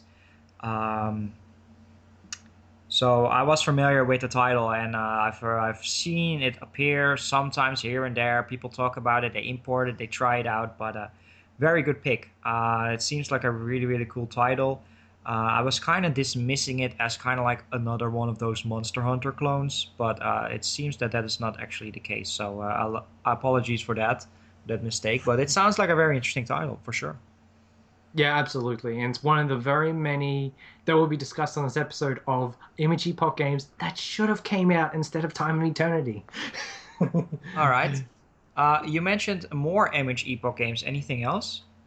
Okay, now this is going to be the biggest entry in my list, so sit back and enjoy. Recently, along with Last Ranker, I got a copy of Final Promise Story. I've always translated to The Tales of the Last Promise. Wow, this game is really good. The setting of the game takes place in this city that is basically on its final hours. Basically, this big machine empire is closing in and is going to be absolutely annihilate this city. And basically, this squad of characters is the only line of defense against them. And this huge city is a big labyrinth, and you go through it and you save people, you do everything you can to survive. And the graphics, once again, it's Image Epoch. It looks so good. The cutscenes are on level with most of the Square Enix games on the PSP. It's just absolutely astounding. I absolutely love the characters. I love the dark setting. As I said at the start of this episode, I was not looking too fondly on these more goofy, these kind of cutesy RPGs, and to play something like this kind of the tone that I'm looking for, exactly what I want to play. It's really dark. The situation's really dire for the characters. I mean, it's such a good game. This is something that's going to turn Arrow off, though. It's a traditional RPG that has permadeath. Well, permadeath is nice. It adds a nice challenge to it, but it's just frustrating when you have to go through a battle and then at the final part of the battle, you just lose a progress of... I hate losing progress. I don't hate permadeath. I hate losing progress. I absolutely detest it. That's a fair call. I will understand that. Sometimes I'm pretty easygoing, but if it's like the 5th to the 10th time, I'm like, yeah, maybe I should put this down for a while until I can get a safe sort of mind of it. But I think it really adds to the situation because they're on their last sort of legs. That it kind of adds to the experience that you will lose these friends and everything because Armageddon is approaching, and I'm like. Once again, I'm going to say this a million times this episode, why wasn't this localized over Time and Eternity? And the only answer I can give is this game just came out when the rest of the world was giving up on the PSP. So basically bad timing. But we still got Fate Extra very late in the PSP life cycle.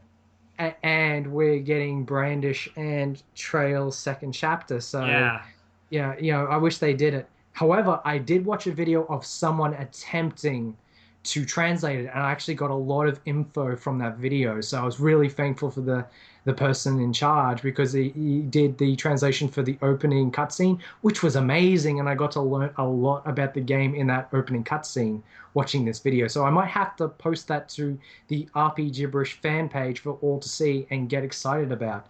So yeah, Final Promise Story. Oh, and by the way, I have to just add... sorry for the cussing, but the soundtrack is fucking amazing. It really is. It's like I would go out and buy the soundtrack to this in a heartbeat. It's so good.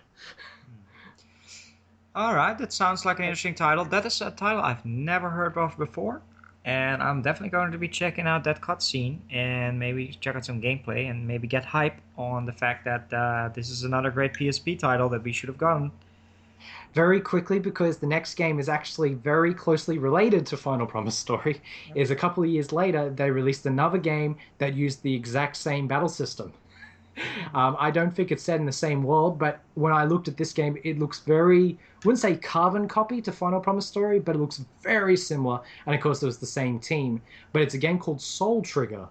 and it has the same graphics design. It just looks the same from Final Promise Story, to be called a spiritual sequel of sorts. Basically, in this game, it's set in the distant future. It's based around the one city, exactly like Final Promise Story, where basically this one place gathers soul to create miracles, but this organization called the Machine Church, once again, it's a machine-based organization, basically is stealing it away, and there's a group of people who wants to oppose their corrupt use of the soul, and they fight to stop them. That's just a very simple sort of synopsis for the game. Once again, it's probably got permadeath in it. I don't know if it has permadeath. There's not really much info on the game. I've only seen a couple of gameplay videos and just look and just say, hey, it looks like Final Promise Story. I will say once again, the scenario is helmed by Kazushige Nojima once again. So it'd probably be a very interesting game like Final Promise Story. So I'm hoping one day that both those games will get translated back to back and you'll be able to play them in one go. That'd be awesome. All right, I've heard of Salt Trigger before. This title sounds a little bit more familiar. I believe there are some rumors going on to be localized, but good to hear. I honestly have to say that I've actually never really played an Image Epoch game. I just haven't. So sounds pretty interesting to find out more about this company. Despite the fact that for me right now they have everything against them, because they did Arc Rise Fantasia and Time and Eternity, which are some of the worst rated JRPGs in the recent years. So I don't, this is why I'm hesitant to getting into this. But listening to you, it sounds like a very interesting company, and these two games sound very interesting because I love them sci-fi settings. Especially with this machine-ish steampunk attitude to it. So I'm interested for it. Good to know. Maybe in some time we get some fan translators to work on these titles. There's been a big push for I'm just amazed at the PSP fan translation community. It's just grown so much, and the potential is just huge. And like, we need to like collaborate and kind of lead these wonderful people in the right direction. Yeah, definitely. Yeah. All right, so let me get right down to my number 3 and number 2 picks because they're related. We are, of course, we are here. You're listening to me, and Arrow is, of course, one of the biggest Shin Megami Tensei fanatics out there. And we recently talked in the last episode about how awesome it was that we actually got a fan translation of Kyoyaku Megami Tensei 1 and 2. So that is the original Megami Tensei 1 and 2 for NES ported to Super Famicom, available in English. Now, I have not gotten around to playing it yet due to the backlog, but one day I will be able to delve into it. Just as a side note, the original Megami Tensei for the NES has also been released in English after the recording of the podcast. I will probably maybe check it out for a little bit to see the differences once I get to Kyoyaku, but I'll probably not finish that in its entirety because I already beat Kyoyaku, which is an upgraded port. However, with that being said though, there are two main games right now in the Shin Megami Tensei universe that are unavailable in English that I would definitely like to play. The first is Shin Megami Tensei Devil Summoner. Now, some people right now are thinking, hold it, Arrow. Hold it right there. You are mistaken. We did get Shin Megami Tensei Devil Summoner on the PS2. Well, allow me to set the record straight. There is Shin Megami Tensei Devil Summoner Raido Kuzunuha games on the PS2. There are two games in there that take place in 1910, 1920 Japan, and they're action RPG. You play as this detective called Raido Kuzunoha. That is indeed perfectly correct, and I've also played these two games, and I was not a major fan of them. They were fun experiments to an action RPG, but what I am actually talking about is Shin Megami Tensei Devil Summoner, the precursor to Devil Summoner Soul Hackers. So this game was originally released on the Sega Saturn as a very promising game. Basically what happens is there is this serial killer running around, I believe Tokyo or somewhere in Japan, and you as the main character, you actually this is not really a spoiler. This happens in like the first hour, and it's on the box. You actually get killed by this serial killer, and you actually then possess, from what I've gathered, you actually possess somebody else, or there's like this spiritual medium running around that actually possesses your ghost, creates like a split personality, and then you gotta save your girlfriend from the serial killer while demons are running on the loose. And it's another first-person dungeon crawler in the Devil Summoner style. I played through Soul Hackers. It's not one of my favorites, but it was still a very fun game for the 3DS. But sadly, Devil Summoner for the Sega Saturn and also its PSP port. There was actually a PSP port in 2005 in Japan. It never got fan translated or officially translated by Atlas.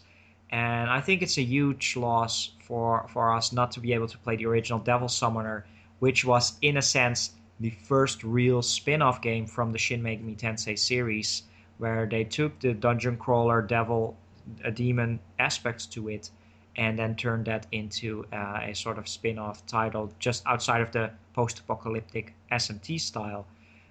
I really hope to be able to play it someday. There's not really news on a fan translation in the works for this one, opposed to the other game that I'll talk about after Greg has rebutted my Devil Summoner entry. But I'm really interested in Devil Summoner. So, Greg, how about you? Oh, this is one of the games that of course, we've already mentioned this. One of the few things that where me and Ero met was the fact that I was collecting Shin Megami Tensei games. That was a game I was looking forward to playing because of, as you've explained before, how dark and interesting the story is, and the fact this was like a 995, 996 Saturn game. I mean, could you imagine being, around that time? Because I would have been like 10 years old, and I wouldn't be in Japan, of course, so I wouldn't understand what it would be like to be around when that game was released as a new game. That would have just been crazy to play it when that come out, because you have to remember Shin Megami Tensei was huge in the 90s in Japan. It was massive, and that's what led to all these spin-offs and all these ports of the different Shin Megami Tensei games. What really scratched my head is when they announced the localization of Soul Hackers, which is kind of the quote-unquote... It is, do you reckon, is it a... I keep forgetting if it's a direct sequel, it's just a spiritual sequel. No, it's not a direct sequel. It's definitely a spiritual sequel where it just takes the same aspects and then in a cyberpunk-ish setting. I wish they brung the first one for the 3DS. That would have been amazing. Would have made the 3DS this Shin Megami Tensei hub of sorts. It would just be amazing. Yeah. It kind of is, I'll take that back. It already is. Yeah, I recently was looking into all the Atlas developed games. Again, please people, once again, Atlas USA, they develop or they publish Atlas Japan developed titles, and they publish a lot of other Japanese titles not made by Atlas. It's something I keep getting comments all the time on that. But Atlas developed titles, was looking into it, and I was looking at the list of 3DS games that they developed and that have been localized. All of them. All of them except for Etrian Odyssey Untold 2, which I'm pretty sure will be coming out. But all of them have been released so far, so they do a really good job there with localization. Except for, of course, the PSP. We missed out on Persona 2 Eternal Punishment. I forgot all about that one. It's technically out on the PS1, but I would definitely love to play the PSP upgrade in the style of Innocent Sin as well. I should have added that to my list. I would really like to replay that one in a more streamlined, more approachable style. Sadly, we missed out on Eternal Punishment as well for the PSP, but Devil Summoner, hopefully one day. Oh, hopefully, man. Yeah. Well, to round out that one, I also have my number 2 entry, and this is actually the one that I'm the most excited for. And that is another spin-off game. Basically, after Shin Megami Tensei 1 and 2 came out, which are post-apocalyptic. Basically, the world goes to hell, everything, and people got to survive.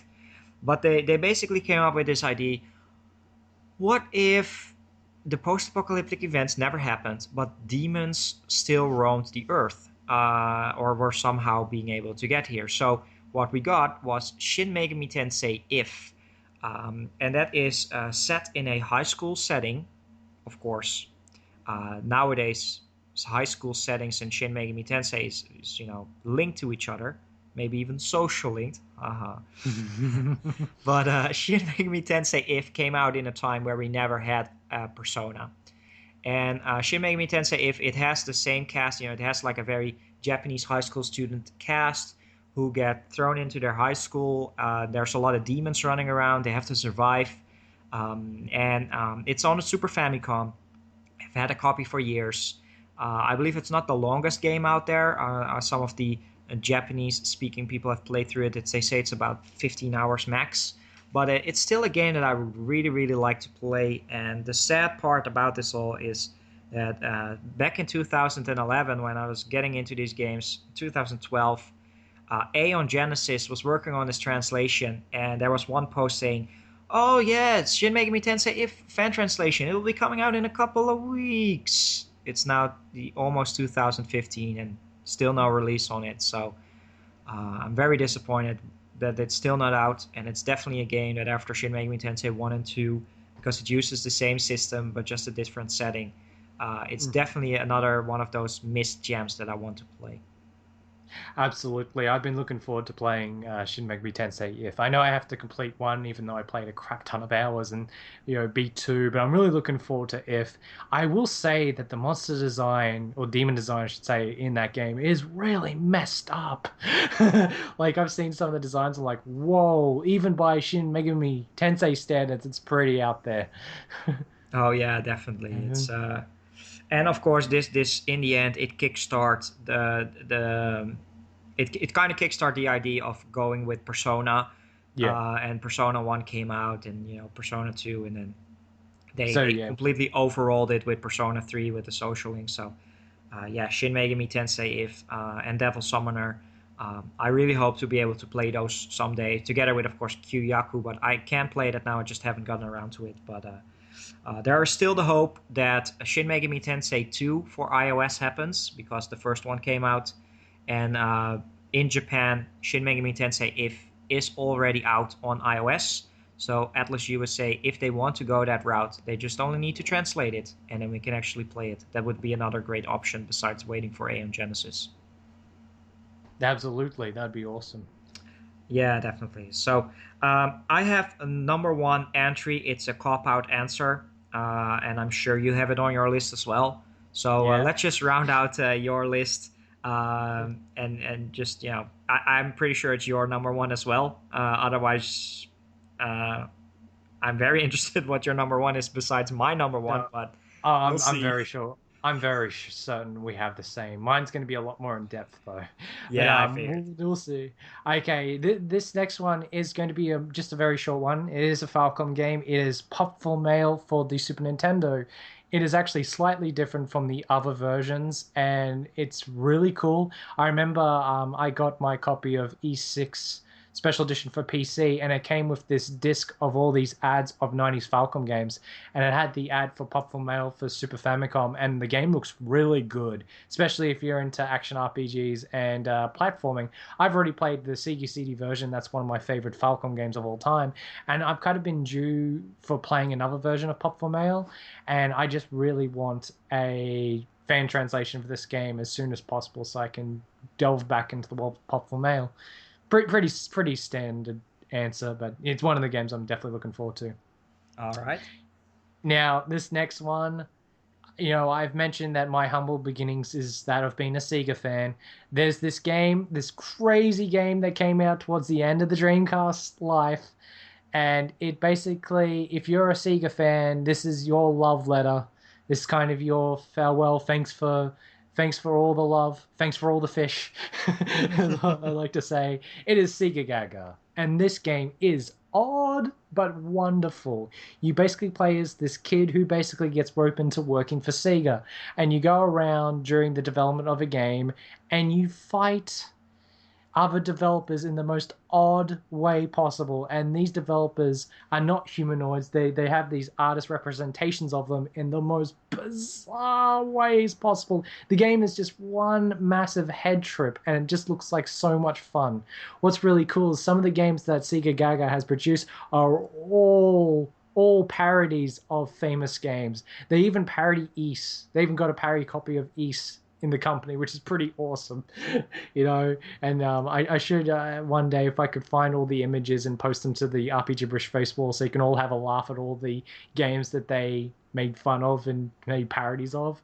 But the game is amazing, and there's so much Easter eggs for the game. Like, I will just say one little bit of a spoiler is you actually finally get to see what happened to Alex Kidd after all those years leaving the limelight, and it's really heartbreaking. Awesome, At the same. So I've always known it, and now this is a game that has been in development. I have no idea what's happened to it. I've seen some screenshots. It looks really promising, but no version 1, no complete fan translation yet. I cannot wait till that happens. I don't know. I haven't delved into playing sort of, how would you say it, fan translated games on a Dreamcast. You know, some people say it's easy to do, but I'll have to look into it when that happens, because that's definitely a game I definitely want to play on my Dreamcast when it comes out. Oh yeah, definitely. I remember, I forgot all about this game, but of course, Happy Console Gamers, one of its earliest reviews was on Sega Gaga. I've seen, you know, some people pick up the limited edition box set that's out there, which looks really nice. One of the best ever. Yeah, definitely. And it's a really tragedy to see this, and it's very strange to see that there's actually nobody actually working on a fan translation for this, seeing how Sega is such a beloved, you know, company in the world, and you would say that somebody would have taken a shot at it. Maybe they have, but it's just very hard to hack and translate it in. I'm just interested to find out if there's a translation guide for it, but that might actually be a way to actually play it and enjoy it. But yeah, Sega Gaga, very interesting one. I would definitely say it's still been worked on, but I think, you know, very covertly. I reckon it'll just come out of the blue. Just one day, it's like, oh, it's done, and it'll be like, oh, wow. Yeah, that's crazy. Did you have any other Dreamcast games on your list? No. All right, so that's good to know, because there's actually one more that I would like to throw in here. Okay, cool. It's a title that I've heard about quite often and seen some people pick it up. I honestly, I have no idea at all what the game is about, but there's one interesting thing about it, and this is it's a game called El Dorado Gate. Yeah, and it's actually like, yeah, go ahead. Just very quickly, this should have been on my list as well. This Okay, really should have been. I was always interested by the idea of El Dorado Gate, because it's not just one game. It's like 7 parts or something, or 6 or 7 parts. No, 7 scenarios. Like 7 scenarios, like holy shit, that's like one hell of a job to localize, of course, but I don't know anything about the gameplay or the setting, but just the idea of having this Dreamcast series that's like 7 games, that's just mind-blowing. This is going to be weird, because I can actually rebuttal with a crap ton of information about the game. Oh, go ahead. Basically, it is made by Capcom, but it is very interesting. It is a 7-part game about this demon lord that basically one day got sealed and got split apart into 16 different entities. And the story is about these various people that was basically infused with one of the 16 parts of this demon lord. And that's pretty much all I know about it. I think there's just each disc basically tells the tale of about 1 to 3 characters per disc, and that's all. I haven't really spoiled too much about the game, but that's sort of what sets it up, and that's really interesting. The other interesting thing that I think Ero would definitely know about is the artist of the game is none other than Yoshitaka Amano. And what's really cool about the game is all his designs is actually digitized. All the monsters he actually did artwork in actually gets digitized into the game. So I reckon that's really cool. Oh, the graphics, I'm just looking at some screenshots, which I never did before, but it looks really cool. It is. It looks really cool. The games actually got released 2 months apart, which was really cool. So you got 2 months to play one of the discs, and then you'd wait for the next one, and just it was over the course of a year and a half that this game came out in its entirety. So really cool. I've always wanted it myself. I know there is a special edition. Well, I think with the 5th, it was either the 5th or 6th part, there was a special edition that came with a case for all of them. So that was really cool. I've actually seen the entire set with the case go on sale before, but I think it was like $150. I wish I got that, but no, really, really, really cool entry into the list, and I really like the opening theme is really, really cool as well. So definitely when we get to that part where all these wonderful Dreamcast RPGs need to be fan translated, and when they do, I'll definitely be there to play them. Would you happen to know how roughly how long one of the discs is? Is it like 10, 15 hours, or is it like every disc is like 40 hours or some crazy stuff like that? Oh no, I don't think each disc is long at all. I reckon it'd be 10 to 20 hours at max. I think someone was starting to upload the playthroughs of it, and I haven't checked back in a very long time. Like, I was really surprised when you brought up Eldorado game. I was like, wow, that should have been on my list, because I was absolutely obsessed with that game at one time. So yeah, definitely really good choice. All right, yeah, it's just some title I was thinking about, and just happy that I looked it up. So Eldorado Gate, it was also not brought up by any of our contest entries, because stick around, the contest is happening soon. But okay, great choice of Sega Gaga and Eldorado Gate. What else do you have on your list? Okay, this is going to be the last one before the big one that we most likely both have. This was actually my number one, but I actually sat down and said, no, there's only one series that I know that I want more than anything. So this got regulated back to the second one, which I think, okay, if you've known me for as long as I've been on YouTube, the first video that I ever did, one day I thought to myself, I want to bring myself out to the world. I'm going to talk about Landstalker, The Treasures of King Noel, one of my favorite games of all time. There's actually a sequel to this game on the Super Famicom called Lady Stalker. And basically it's an action RPG that looks nearly identical to Landstalker with that isometric top-down view. And basically the storyline is really wacky and goofy. And you think with my current predicament, I wouldn't care for it. But you have to understand, there was a charm to 90s games that were comedic and goofy. And I actually like sort of the 90s sort of more goofball games like Pop for Mail. I really do get a kick out of them. And this game is just balls to the wall, really ridiculously funny. And basically you play as Lady, who basically is this mischievous young girl who basically likes to roam the land, likes to basically stick it to the authorities and everything. Another adventure game like Landstalker basically leads her to this island called the Deathland Island, where a treasure is waiting to be seeked out, very much like Landstalker. And she is basically chased by her two big servants, the gardener and the chef. And I have actually seen one video brought out by Aeon Genesis, and the attention to detail that this game is going to have is amazing. They purposely took the English font from Landstalker and inserted it into this fan translation, so it looks exactly like Landstalker in that regard. And I think that's really cool. Really cool for them to do. What's really good is this is more of an RPG, because in Landstalker you attacked all the enemies in real time, but you had sort of like a heart system very akin to Zelda. In Lady Stalker you actually have HP and levels, and you gain experience points, and you actually have random battles, which is really weird. Like, you'll be playing the game in real time, and then you'll have a random battle you have to clear before you can go to the next room or next area. So the game looks amazing for a Super Nintendo game. It's really super detailed, and I cannot wait for the day that this gets finished. This, like Aaron mentioned before with Shin Megami Tensei If, this is one that was announced ages ago. It's like, oh, it's going to be released soon, and it's kind of like 2 years later, it's still on 60%. So I'm looking forward to the day where it comes out of the blue. It's like, hey, Lady Stalker's finally done, and I'm like, that week, nothing will happen that week. It will just be Lady Stalker. I can understand that wholeheartedly. You've been talking about this game quite often. I've heard you talking about on RPGIBBERISH quite a while.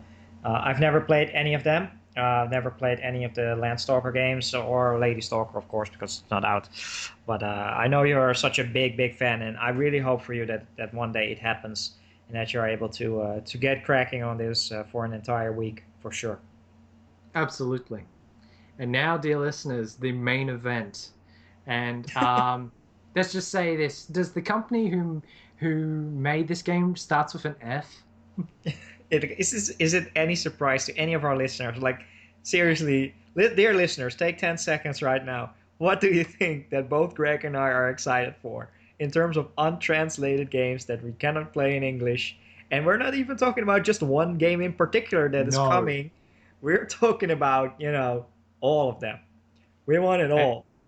and it's funny that you mentioned all of them as well, because I said no, there's not just one, all of them. No, no, no. It's not just second chapter, which very quickly, people, I forgot this in the news segment. I don't know if you read it, Greg, but I have. the guy, the main translator on the Falcom forums, or sorry, Exceed forums, he actually said, "Yeah, guys, we apologize. We know full well that 2014 will most likely not happen. We know that we are pretty bad at announcing this stuff at the right time." But it's not going to happen in 2014 if you haven't figured it out already with only 2 months to go. I actually thought all the news announcements were locked, but apparently we can still get this collector's edition for Kingdom Hearts like 4 weeks in advance. But just getting sidetracked. Second chapter, no go for 2014. 2015, maybe. We'll have to wait and see. And it's added to the epic pile once again. So. Oh yeah, but just as a reminder, 2015, Trails in the Sky second chapter, Persona 5, Metal Gear Solid 5, The Phantom Pain, and I know I'm not that too hyped on it, but Xenoblade Chronicles X. Just think about those 4 titles right there. And for me as well, I'm going to be importing Ys 8. So of course, yeah, I know. That was your big one from the last meeting, but But getting back to it, Kiseki, that is like Trails. I want it, I need it, all of them. Just not only second chapter, but also the third, and Zero, and Ao, and even Nayuta, and even Ys versus Sora no Kiseki on the PSP. I want it all. I need it. And the only difference between me and Era is I couldn't wait. I've played each and one of these games in various segments, so I can tell you that these need to be translated as soon as humanly possible. I've already played the prelude chapter for second chapter. You guys are in for such a treat, and it's so good. I played the prelude chapter to the third. That was really amusing and really epic. I cannot wait to play that. I have completely finished Zero no Kiseki, and I didn't understand mostly what happened in that game, but I talked to a couple of people, including Taylor, that sort of rounded off what happened. That game is probably one of the best RPGs I've played in the last couple of years, and I didn't understand most of it. And to all those that love first chapter, it's got that first chapter feeling about it again, but more dramatic because of the setting. It's such an amazing game, especially if you like sort of like that 1920s sort of metropolitan vibe, which the Crossbell City has, and it's so good. I mean, one of the enemies you fight is the mob, and they dress up like 1920s mobsters with the hats and the Tommy guns and everything. It's really cool. But beside that, there's so much political intrigue and things happening behind the scenes, and it's such an amazing game. And I will go as far as to say it has the best soundtrack of the entire Kiseki series. And it is so good. And the thing that I'm scared about is that Zero and Ao are going to be the 2 Kiseki games that may not be considered for official localization. I think they're going to be fan translated, and they're going to be some hefty games to work on. But my goodness, the payoff will be big. It will be massive.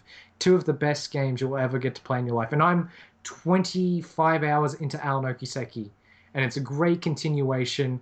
And what I like about the chapter I'm into now is it sort of brings back characters from all the Kiseki games, and it sort of brings the game back together. And it's like so awesome. And I'm like, damn it, this is such an amazing series. It'd be a crime for none of these games to be localized. Of course, they've recently had the Sen series, which focuses 2 games in the Albanian Empire, which you learn about in first chapter, and you play as a student squad of the Empire, and I really like what happens to them, or I should say, really, really awful for me to say that because a lot of shit happens, and all the horrors they have to endure in the second game, just awesome, just like the quintessential story RPG that you need to experience in this life. We need this. We desperately need this.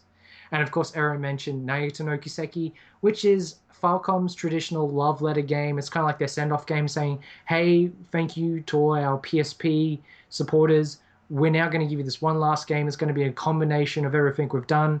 It's a wonderful game that plays like, it looks like E7, plays like E7 Felghana, and has sort of the story and detail to sort of a Kiseki game, even though I'd probably say it handles more like an East game like East and Open Felghana in that regard. It has a food system very reminiscent of Zwei. I like the map selection. It's sort of reminiscent of the old epic platforming games back in the 16-bit era. Really cool. I like the fact that you replay these levels, that you can change the seasons. I like the fact that each level has free sort of missions for you to do, optional missions that give you more stars and everything. It's such a fun game. And Ero mentioned last, of course, East versus Sora no Kiseki. If you love Power Stone and you love Falcom, that is the game you will play to for the rest of your days. It's really good, and I reckon it'd be a game I could play professionally if anyone would consider to have a professional East versus Sora no Kiseki league. But this is no surprising coming from me, everyone. Falcom's my favorite developer of late, and I really love supporting them. And my Kiseki shelf is bursting at the seams. It's so big right now, and the fact that I do have these games at my fingertips and I can play them whenever I want. And I don't. I should have been out by now, but there's been too much coming out right now that I'm sort of biding my time for all this to happen. I reckon what will happen is as soon as I beat second chapter, I'm going to just go absolutely nuts, and I'll probably beat the entire series after I beat second chapter. So yeah, that's my end, and it should come as no surprise. Yeah, sort of the Kiseki series, the Trail series, it all needs to happen. Yeah, definitely. It is. Um, you know, the guys who've been following me as in terms of a game collector, I am very iffy with what I buy because I only buy games that I really want to play or can play. However, I do have a set of games that are just untranslated. And when I was in Japan this year, I really wanted to buy the Kiseki games just to future-proof myself because Trails in the Sky first chapter, it is in my top 5 Japanese RPGs of all time. It is a fantastic game.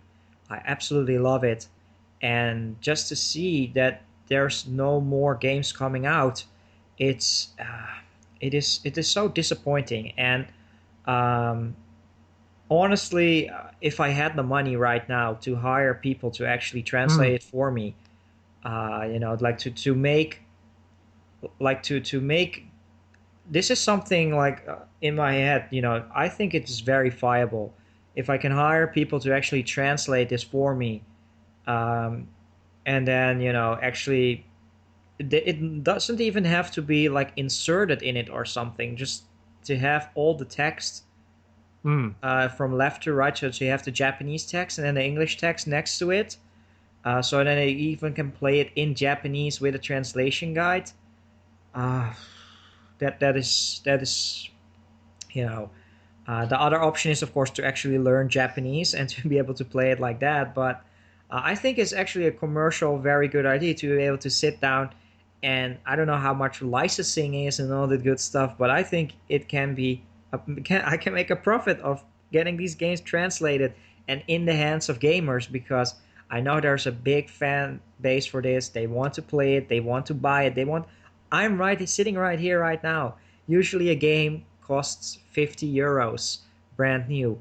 I'm not kidding. I would drop down like 200-300 euros right now to be able to play the Kiseki games each, or well, maybe not all of them, but I'm ready to spend the money for it. I'm just unable. It's not there. I cannot do it. But man, I really wish. I really wish that we could play these in English someday. And now they're at like insane expectation levels, but judging from first chapter, if it can match that charm, that humor, that whole character development and the gameplay system and the awesome music, uh, you know, I will love it, and it is without a doubt. And I'm very interested what dear listeners have to think about this. But I think that the Kiseki series is the number one Japanese RPG series or games out there in Japan that needs to be brought over to the West to be able to enjoy it in English. Absolutely. And you will enjoy the progression of the battle system because there is a lot of minor changes. It's probably the quintessential system that keeps taking small steps, but glorious small steps to make it similar, but a little more addicting each time. I heard the battle system in Senno Kiseki 2 is really strategic. You really have to know what you're doing, which sounds really interesting to me when I finally get around to playing that. But yeah, I think realistically, if we get this really good hardcore community to all pitch in, we like it's a non-profit organization. We all say hire like a translator just to say the third chapter, and just put the script in the hands of a few friends, not go crazy to the entire world yet because that might be frowned upon. But just for us and for our dear friends, if we can find a way to play like the third as soon as we're finished playing second chapter, that'd be amazing. That'd be awesome. Yeah, and I think honestly, I think this is, and I think we commented on this before. I think right now what needs to happen is Exceed and also Carpafogor, they don't have the resources and money to buy more translators to actually make progress. But Yeah. I think they also have now the rights and licensing things, and they're hoarding it. And I really think that they should just say, it's up for grabs. We really want it. We are passionate about it. You can hire us internally. We can help with it. But in terms of doing all the other stuff, some other bigger company needs to step up right here.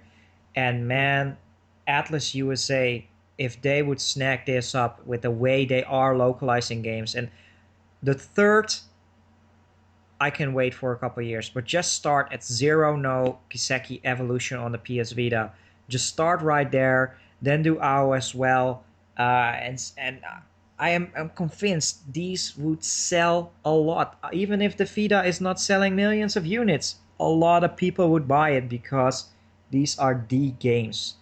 And I really feel that next to Final Fantasy, next to Tales, and maybe even Fire Emblem and Bravely Default, which are the million unit JRPG sellers, I really feel that Trails in the Sky or Kiseki series, it can match those numbers because the games are that good. It can really be a million seller, and just right next to it, it's not as niche as say Artonelico or Atelier, or I really feel that the quality is there. It just needs to be brought up by a bigger company, marketed well, and gamers, JRPG fans will get rewarded with that other big one next to Persona, next to Tales, next to Final Fantasy. There is another one that is just up there. That's just popular. Everybody is playing it. Everybody is loving it. It will sell systems. I have this dream, man. I have this dream. But We all do. There is a big passionate following for all things Kiseki, and like I said, one way or another, all these games will get available and be playable in English. And I'm along those lines that if I get handed a binder full of the entire translation, I will most happily use that. It doesn't need to be even inserted into the game because as soon as I get it, I'm there, man. I'm there. I'm going to finish them all. I like the fact that right now Falcom is taking a break because they're focusing on East 8. So in this last couple of years, if people do work really hard, we can sort of make a dent. And I wouldn't say we'd be able to catch up with them, but we can sure sort of, get it plan ahead, and hopefully one way or another. Because right now there is one guy who does spoiler-free walkthroughs. He does translate some of the finer details, but not the dialogue. And that's how I was able to beat Zero no Kiseki. But He's done it all the way up to Alno Kiseki. I haven't checked if he's done Sen yet. That'd be awesome. But, fans like that have just come forth and just helped everyone out. And I reckon in a couple of years' time, more fans will just come forth with their expertise and their talents and just lend it to, making this series playable for the English audience. Yeah, definitely. Yeah, yeah. We'll have to wait and see. There's right now it's so awesome, and there are many other games to play. Of course, I should not forget that there's many other games, and it's you can argue you just play what you can play, but it's always good to be excited for something, and I'm really excited for this, and I think that finally being able to play second chapter, and I'm not even I'm not even, it's not an option. It won't disappoint me. I know for a fact that I will love second chapter for nostalgic reasons, because it's 4 years, 5 years after first chapter. I will love it, and then I want the games even more. So I just like the fact that at one stage this seemed like an impossibility because they couldn't encode the file correctly, and then someone at Falcom fixed it, and then they put it directly on PSN as soon as possible. And ever since they were able to do it, they brought out the HD editions on PS3, and then Xseed was able to finally consider localizing it. And I just think it's really awesome that never say never. Anything can happen. So I'm going to keep saying that for the series, and hopefully even in 10 years' time, I'll be sitting here saying, hey, that was an amazing series. I will say this, though, and I reckon it's an interesting thought to have.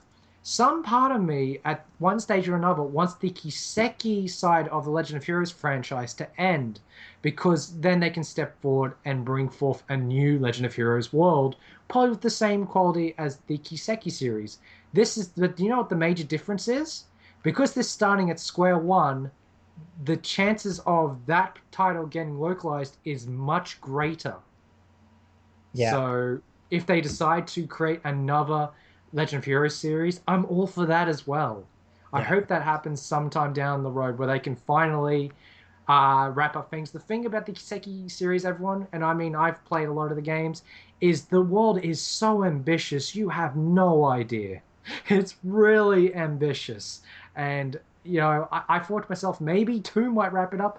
And I think I talked to Taylor, and he's like, yeah, I seriously doubt it. So it would be interesting to see what happens in the next couple of years, whether it'll be the final years for Kiseki. I can't talk about why it's such a great... There's a big reason why it's such a long-running series, because that reason will be introduced into second chapter. And hopefully when you learn about that element of the game, you'll be excited to play the rest of the series. So yeah, I'm probably gonna lose my voice if I talk so excitedly about this anymore. But yeah, guys, hopefully, and I know we've got a lot of listeners out there, a lot of great friends who listen to RPG Gibberish that are also big fans of Trails in the Sky, and I know they, like me and Arrow, just so very much wants to play the series.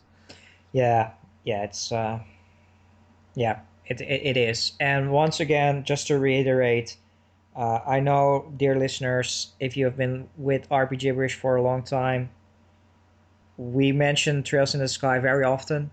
If you haven't played Trails in the Sky first chapter yet, please owe it to yourself to pick up a copy.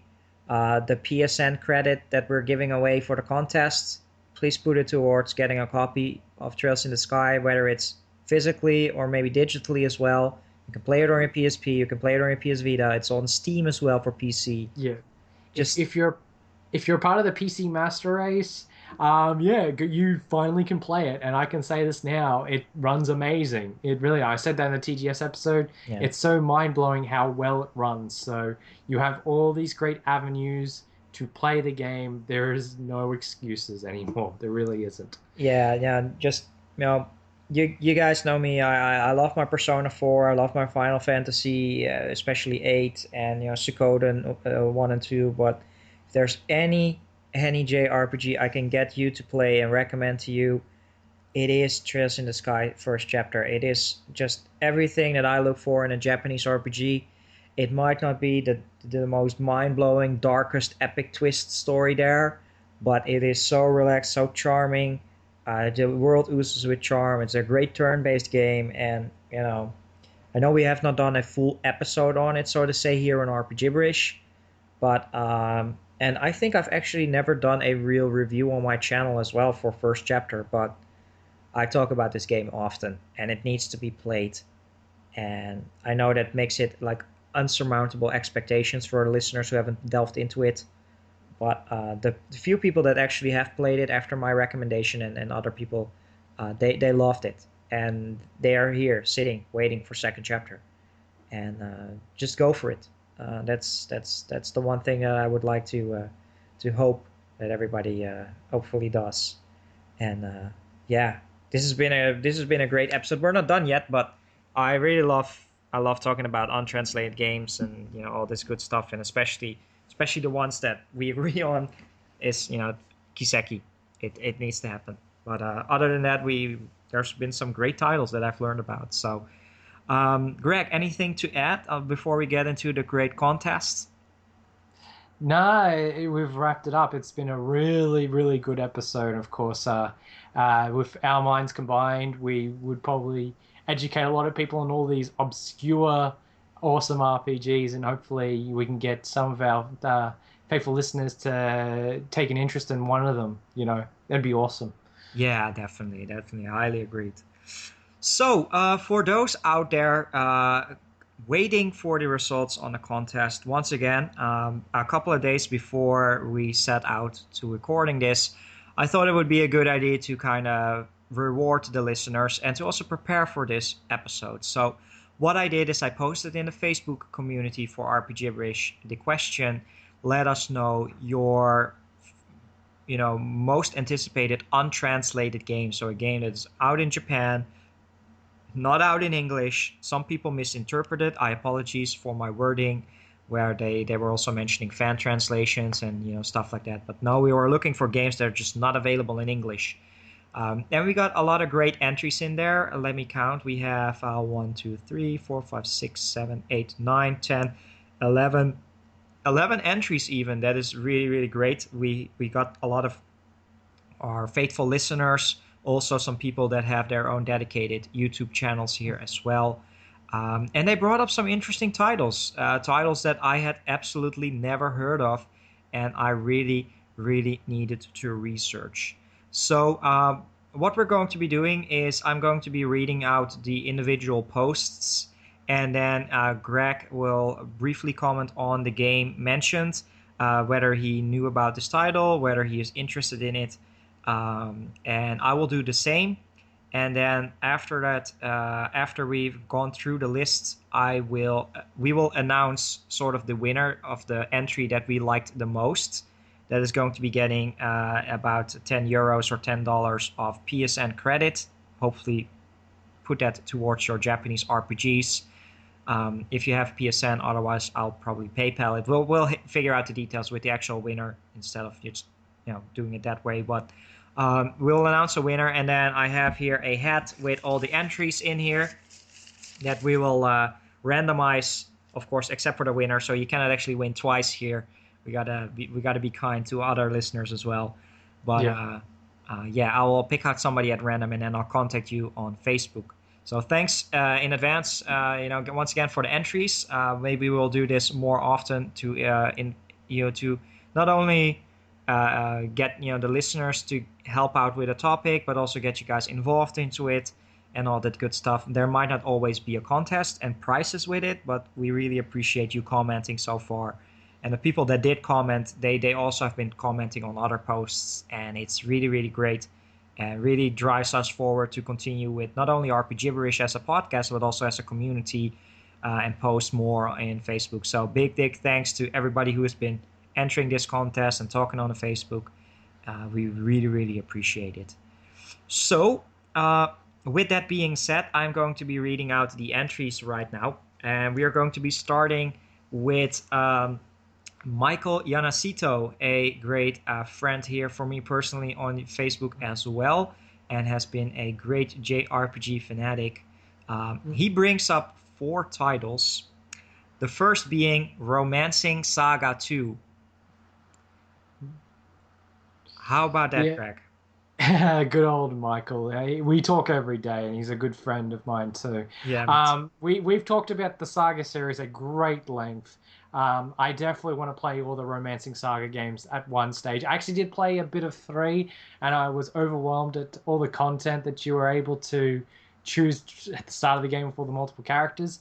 I looked briefly at number two, and it is definitely a nice looking Super Famicom game. I haven't looked too far into it, but it is most definitely high up there that I definitely want to play for my SquareSoft games. All right. Yeah, Romancing Saga for me. Very funnily, I had the entire trilogy on the Super Famicom. I just parted with them yesterday. They are going to somebody who will probably treat them more better than just collecting dust in my collection. But to my knowledge, on romhacking.net, none of the three games have been localized in English except for partial translations. So that is a little bit sad to hear, but I don't know the differences between 1, 2, and 3. Michael didn't really put any, sadly didn't put any descriptions in his entries, but Romancing Saga, if I hear more people and their fan translations out there, and these are like overlooked Square games, then I'll definitely try to play them again and get them back in the collection. Number two is a really good one. Yeah, no, definitely. I have many other Square games yet to play, like Live a Live and Bahamut Lagoon and Treasures of Rudras, which did get a fan translation. So once I get through it, then we'll get back to Romancing Saga. Now he gave out 4 entries, and the second one is a game that I'd never heard of before. And it is... Oh yeah, this is what I'm interested in. It is Wachenroder. Those Japanese with their German titles, man. It is a Sega Saturn strategy RPG, and I must say, when I looked up the intro and some gameplay, it looks really tempting, but I knew nothing about it. I don't even know who developed it, so Greg, enlighten us. I believe it's in-house at Sega, and the thing that most Sega Saturn owners knows, like myself, the Sega Saturn was a powerhouse for strategy RPGs. There are so many on the system that people don't know about, but this is one of them. Of course, whenever you say strategy RPG for Sega Saturn, things come to mind. It's either Shining Force 3 or the first Dragon Force. But Wachenroder is this really interesting steampunk strategy RPG. Sort of looks like it's the same vein. When you look at the movement screen, it reminds me of Final Fantasy Tactics and Vandal Hearts. Yes. But then when you go into the battle system, it's sort of got that sort of cutscene sort of graphics that you would see in Shining Force 3. So it's really cool. The one thing I should tell everyone that people saw the intro and was blown away, that's actually live footage. That's not, the Sega Saturn is not capable of those graphics. Yeah, no. They had the picture of the female character with like the resin figure, and they obviously took a camera and did all those shots. And apparently if you have the MPEG video card that's separate, but you install it, that opening video runs a lot better. So it's really cool. No, it's been on my list for a long time now. I'm kind of on a hiatus from getting stuff from eBay because I've suffered a real tragic blow where one of my holy grails got shipped back. So sad. So sad. And it has really discouraged me from buying anything from eBay for the rest of 2014. But I would probably go as far as to say is that's probably my most desired Sega Saturn game is Wachenroder. So I had never heard of it before, but it's great. It really looks nice. Sadly, though, I looked into it. There's no known fan translation in the works or something like that. No. So, yeah, we're probably missing out on this one. But it looks a very tempting title. And, of course, if you want to play it but not understand the story, then you can because it's in Japanese. And it looks like a very nice strategy RPG. And I know that Michael loves his strategy RPGs. Reading his pain to go through Vandal Hearts 2 on Facebook. I think he talked to you about this as well, but Vandal Hearts 2, man, the pain he went through earlier this year, I suffered with him. Yeah, I've played a bit of Vandal Hearts 2 back when it was released. Oh my goodness. That game had a lot of potential, but boy, did they go crazy with that game design. Oh yeah, it's ridiculous. You guys know me talking about losing progress. the pain that Michael told me on Facebook, I don't want to go through that. Like losing like 2.5 hours on an entire difficult battle. No, no, no, Yeah. no. This is either save states or it's not going to happen at all.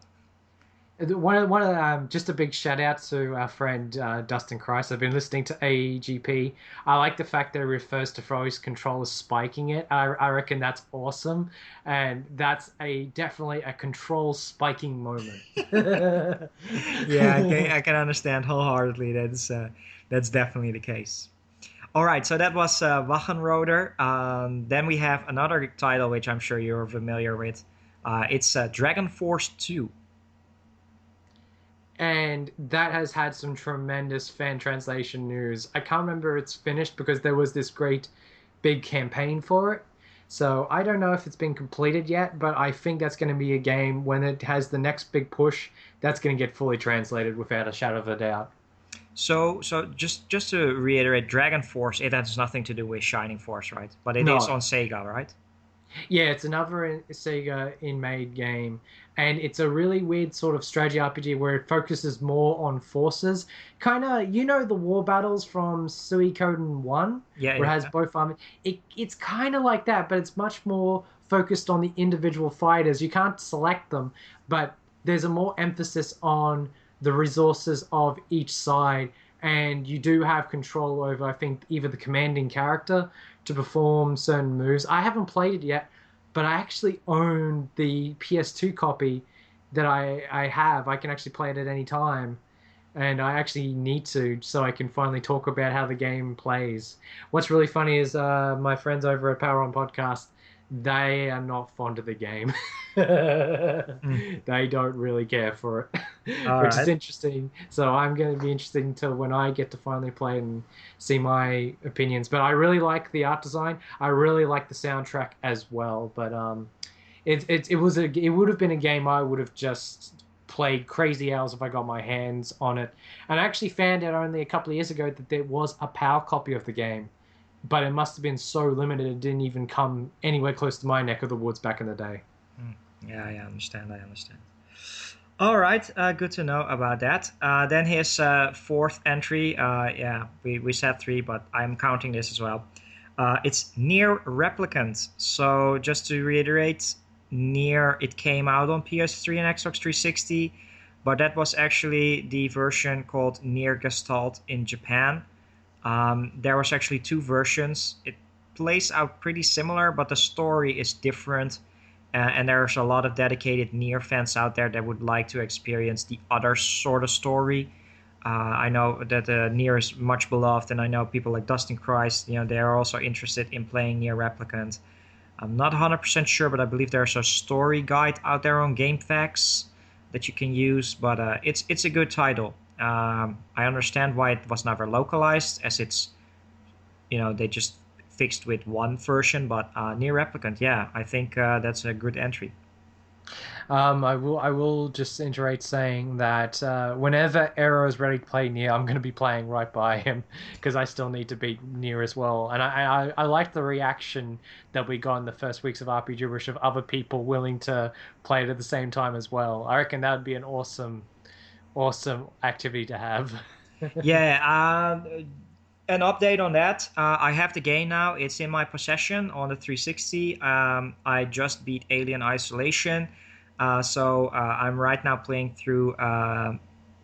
Sorry, guys, but it's Call of Duty: Advanced Warfare. I apologize. It's a guilty pleasure. Once I get through it, it's either going to be Nier or Persona Arena Ultimate. So I think I'm edging towards Nier. So I think I'll play it at least in the rest of November. Hopefully I can finish it. I'll probably leave it open then because I really want to beat Star Ocean 4 and then probably leave it open to play Nier. But I have this feeling that around the time when I'm finishing Star Ocean 4 and we're both going to be ready, there's going to be a very big release for everyone who owns a Wii U. That's true. Yeah, that's true. It's still my goal to beat Nier before the end of the year, and I'll talk to you in the upcoming episodes that are early 2015. But Operation Nier, Operation Grandia, mission, or what? I forgot the name of it. I apologize. No, But no, no. You got Operation Grandia is correct. yeah, So, Operation Grandia. That was the name that the Hexagon gamers when they sent me well, here. it might have been Project Grandia. I'm not too Yeah, sure. no, it's yeah, Who that cares? is it. I mix up Yeah. project and operation. It's Project Grandia. Operation Near is to me get to replay Near. I only played it for an hour, but yeah, Near Replicant. Hopefully, I might be the same. Once I play it and I love it, then I want to play the other version as well. But great entries by Michael. Thanks a lot for your entries. So let's move on Good to on you, Michael. yeah, yeah, definitely. So let's move on to the other one. Next one is Mark Vrijnhoek, a fellow Dutch JRPG fan. He brings up his first entry is Dragon Quest VII, the 3DS version. Yeah, I think the entire Japanese RPG community is waiting for that one. Yep. Good entry. Secondly, it's Yakuza 5. We have another Yakuza fan here. Yep. We already talked about Yakuza earlier in the episode, so great entry. Then he retroactively retracted this one, but he entered Kingsfield 1, the original Kingsfield 1. They mixed up, I see, something to do with the versions. It's the Japanese version, not the American version, that is actually called Kingsfield 1. That is actually Kingsfield 2. I looked into it. I never heard of it. It's a PS1 title, a Japanese RPG. And I am very happy to announce, if you didn't know already, but on romhacking.net, there's a fully playable patch out there for your PSX. So just go ahead, get the ROM, patch it, and then play it on your PS1 or PSP if you're a big fan of Kingsfield. But I think he already knew about it because he retracted it. But have you heard of the Kingsfield games before, Greg? Yes, I've played the English version of one, and that game is not fun. No, I think it was one of the first PS1 games I got to play, and it was the game that sort of made me very cautious of From Software. I know a lot of people love Kingsfield, and it's one of those games that I'm sort of. I have to be honest. I think, if anything, it was a great test on what the PlayStation 1's 3D capabilities were. It was really basic, but at the same time, it was really early title that showed off what the PS1 could do. And I was kind of thankful, but I couldn't beat the game. I think my brother did. Bless him. But yeah, not for me. Just not for me. Series is not for me. I just want to reiterate that to involve the community more, I think we sadly just lost somebody. It's Dustin Kreis. When you mentioned From Software, he just stopped listening. So we joke about this in the community that I'm not a fan of the Souls games because I haven't played them, but Dustin is really opposed to them for some reason. But that's always interesting. I wasn't aware that Kingsfield was from Software. But all right, that's good to know that is. That you have some experience with that. But it's out there, so you can play the original Kingsfield 1, Mark, if you want to. But his real entry, which is in a game that I've known about, is, now here we go, Shinsei Mokushiroku Death March. It is a, because, I've not played it, but I know about this, of course, thanks to X-Core Muffin X again.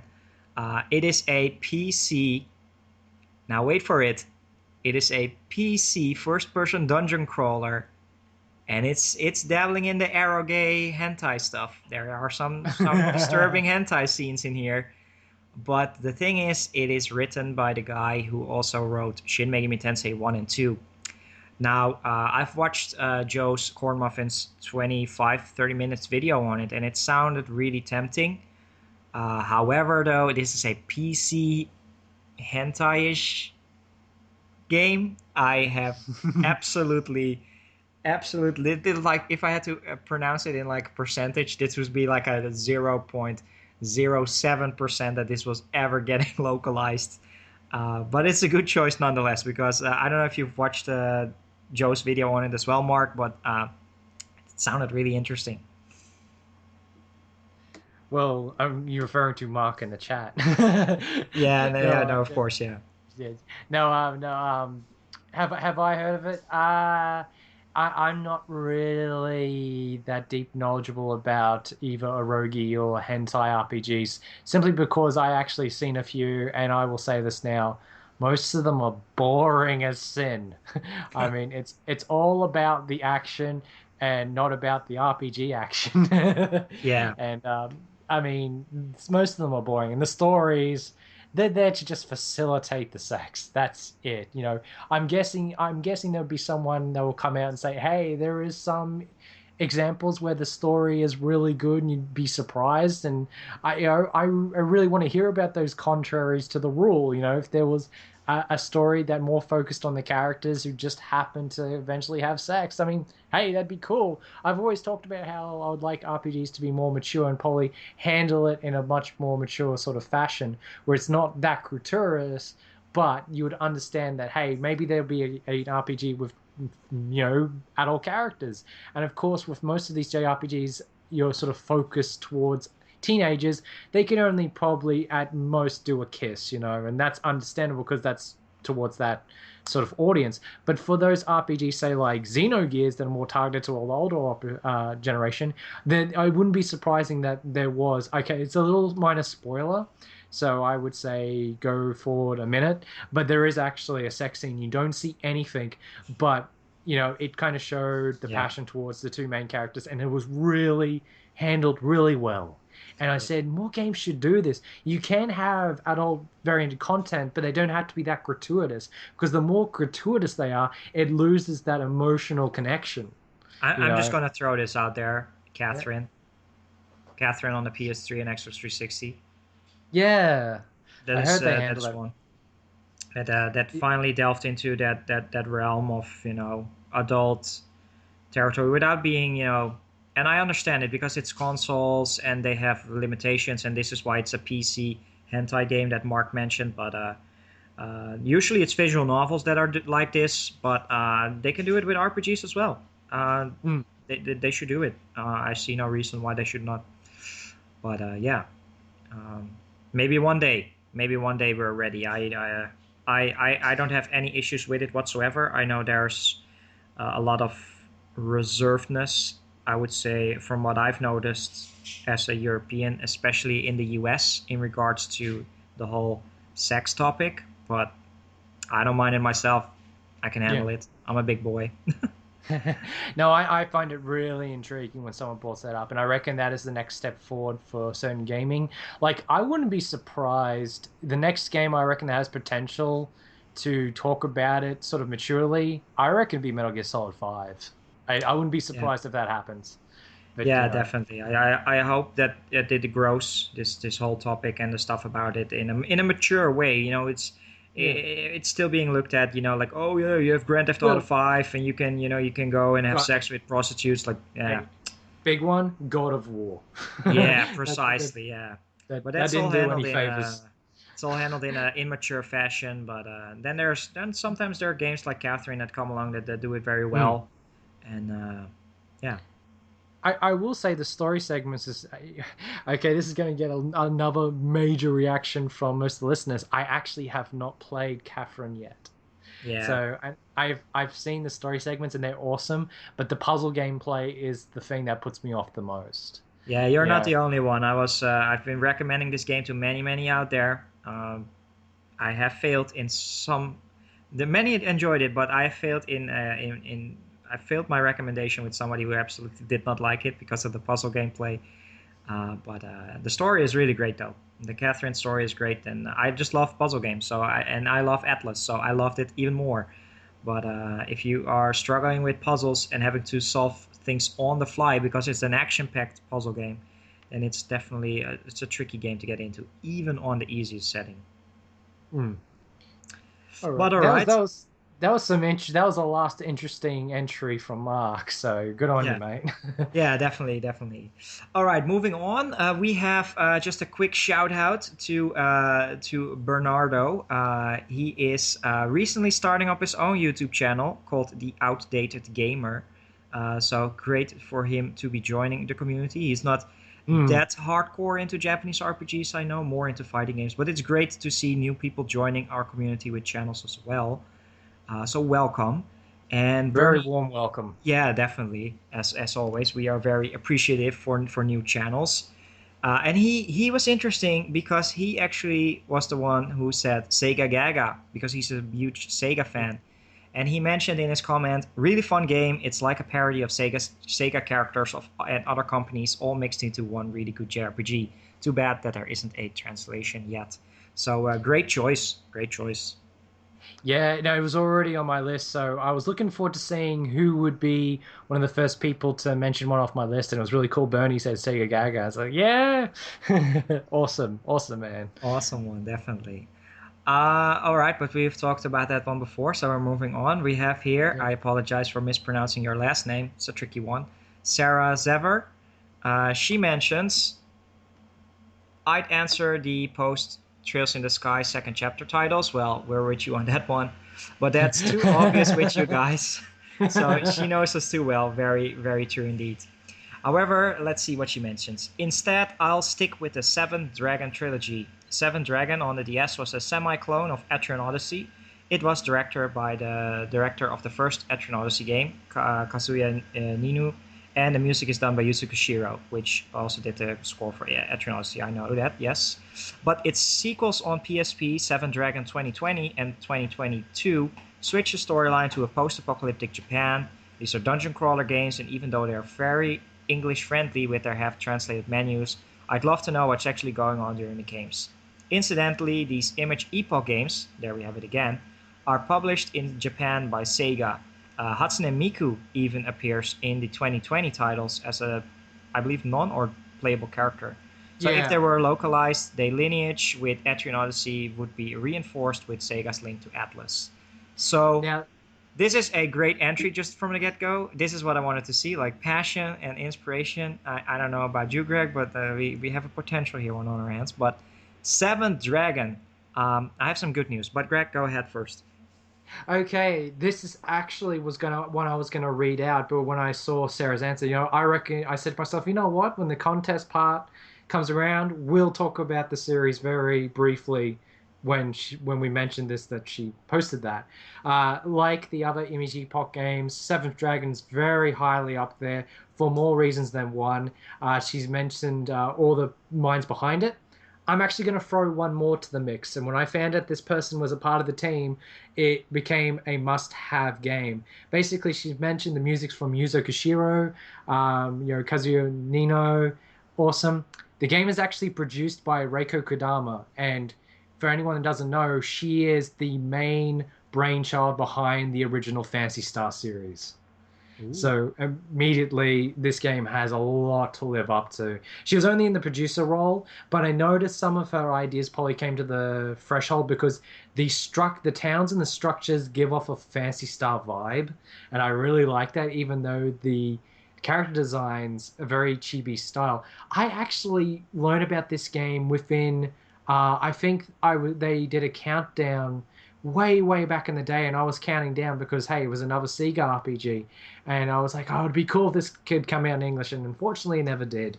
But this game has always been really high up on my list. Once again, it's another crazy Image Epoch collaboration with another big company. I never thought that there'd be one game, let alone three now, which is amazing, and I really want to get into them. I definitely want to get them for my collection at one stage. But yeah, it does have that Etrian Odyssey vibe to the battle system, but instead of having the little sort of swipes and everything, you do see the characters sort of come out of the screen and swipe, and it's really charming. Um, I really want to play this game. One of them. I really want to play the DS game, and hopefully, with this so-called good news that Era's going to briefly talk about, maybe that'll become a reality. Yeah, so I'm going to mention him again. I found out through this series. I knew about this for a while, but I know that Corn Muffin, he has played them. He recommends Seven Dragon 2020 more so than the DS one, which is a more fantasy-esque style, but he recommends all three of them to check out. I have some good news, though. Some very good news. Seventh Dragon on the DS is fully playable. If you have a flash card, you can get a ROM, you can patch it. You can enjoy some Seven Dragon, kind of like you can also enjoy Soma Bringer by Monolith Soft. and many other DS titles like Fire Emblem 12 and Ace Attorney Investigations 2, just because I wanted to throw it out there. But Seventh Dragon is fully translated, so go out and enjoy it. Now, Seven Dragons. That's good news. That's great news. Sadly, Seven Dragon 2020 on the PSP and the second game 2020 second on the PSP are not yet fan translated. I don't know if it's in the works. I couldn't find anything on it. But to be honest, those seem more tempting to me because of the whole post-apocalyptic style. But seeing how Seven Dragon on the DS is actually out there, and I also recently got a copy of Somabringer, thanks to one of our great listeners, Oricon. I wanted to play that, and that maybe gets me in the mood to play some more DS titles, so I might pick up Seven Dragon as well. Oh, awesome. Yeah, so the fan translation community, they are not sitting on their asses over there. They do stuff. So Seven Dragon, it's out there. So Sarah and many of our other listeners, if you want to get into Seven Dragon, you can go right ahead and get yourself a ROM copy of it. Really good choice, Sarah. Yeah, definitely. This is a contender here. Let's move on though. We have some more entries. We have Nadav Brown. He mentioned there was some miscommunication with his entries, but in the end he went with, I thought about Famicom game, its Jump Hero Redsuden, and its sequels, which are action RPGs in the Shonen Jump universe. So for those not aware, Shonen Jump is the manga anime thingy in Japan. That's like kind of like a collaboration company that arranges all this stuff. They have things like Naruto, and they also did Death Note and One Piece as well. Many stuff. And they do these collaboration games, which kind of like Smash Brothers. I know there was one on the DS fully translated. But he actually wants this game called Jump Hero Redsuden on the original Famicom, which is extremely interesting because I'd never heard of it before. It's sadly not translated, so I cannot give you a warm welcome in saying it's out. But it looked nice from the couple of minutes that I saw. Yeah, I watched the video a long time ago on the game, so it looked interesting. I think I was doing a quick look at any of the Famicom/NES RPGs I might want to attempt to play, and that was one of them I looked up. So. Yeah, for me personally, the one that's still there that's already translated is Sweet Home, which is kind of like this survival horror / Japanese RPG one. That is one I really want to play. Can I say something? That game looks fucked up. And I'm one of those guys that's minimalist is more frightening. Like if you have a game like Resident Evil 4 that's very visual heavy and with everything it's done, that's not really as frightening as say something on the Master System or the NES that I would find far more frightening. And I looked at one movie and I was like, a video of the game, I was like, fuck this. Yeah, it's crazy. It is a game that has been on my radar for many years. I very fondly watch Happy Video Game Nerd, and he actually got me into Earthbound with his glowing review, and he actually did one on Sweet Home. And I just haven't gotten around to it after so many years. I think it's already out for like a couple of years now, his review, but hopefully I can get around to Sweet Home on the Famicom, hopefully in 2015 maybe. It is a very interesting Famicom JRPG. Alright, so next up is another second entry, which is Rurouni Kenshin Kenyaku Romanten Yuyushi Inbuhen for the PS1. So it is a Rurouni Kenshin RPG for the PS1. Again, I had heard absolutely nothing about it. Looked it up. If you're a Kenshin fan, then I would say yes, that's very interesting. Sadly, no fan translation of this exists. But interesting to see that many of these anime adaptations get a Japanese RPG. Oh, big time in the Super Nintendo era. Like, there are so many RPGs based on anime series for the Super Famicom. Yeah, definitely. One of the ones I was actually going to be... Okay, now we've probably had this little bits and pieces of finding out that there are fan translations for certain games, and it's a great feeling because you're certain that there isn't, but there is. There was actually a game I was going to put on my list, but then I did my research and found out there's a fan translation for it. One of my favorite anime series, Slayers, has an RPG for the Super Famicom, and I actually recently found out tonight that it has a fan translation. So I'm definitely thinking about playing that one day. Awesome, awesome. That's very cool. Of course, when you find out that one of the games you're interested in is actually translated. I myself, I've not really been into Kenshin, Rurouni Kenshin. I've watched the OVAs but never watched the main series, so I'm not really a fan. I'm the opposite. I've watched the main series. Well, the two arcs of the two of the three arcs. I haven't watched the OVAs yet. Okay, okay. I heard it was a very good series in the 90s. I just never gotten around to it. But for the Kenshin fans, there is an RPG out there, but it's sadly only in Japanese. So we'll see how that goes. And then he also added in Sakura Wars 1 and 2. Or 3 and 4 actually. He mentions, I'm not 100% sure. I think that the first and second game were translated, at least the PC versions. Sadly though, none of the first 4 Sakura Wars games are out there. They are fan translated in the sense that there's a guide for them. Yeah. Actually, one of our faithful listeners, Mario from the Excellent Gamers one, he recently sent me a copy of Sakura Taisen 1 and 2 for the PSP. He mentions to me that they are one of his favorite franchises and he really wanted me to delve into it. He mentions that the games are, despite the fact that they're strategy RPGs, more focused on the visual novel aspect, which is what got me over the edge and interested in them. So hopefully I'll be playing them on my PSP soon with the translation guide. But official, playable in English, sadly not. I did find that there was a PC one in the works, but it was never completed. And in terms of Sakura Wars, only the 5th game is of course out in English on the Wii and PS2, but the first 4 ones sadly have not. But Sakura Taisen, that's definitely one that I want to get into soon. Yeah, I think I'm well overdue to get into Sakura Taisen. I've already seen the OVA.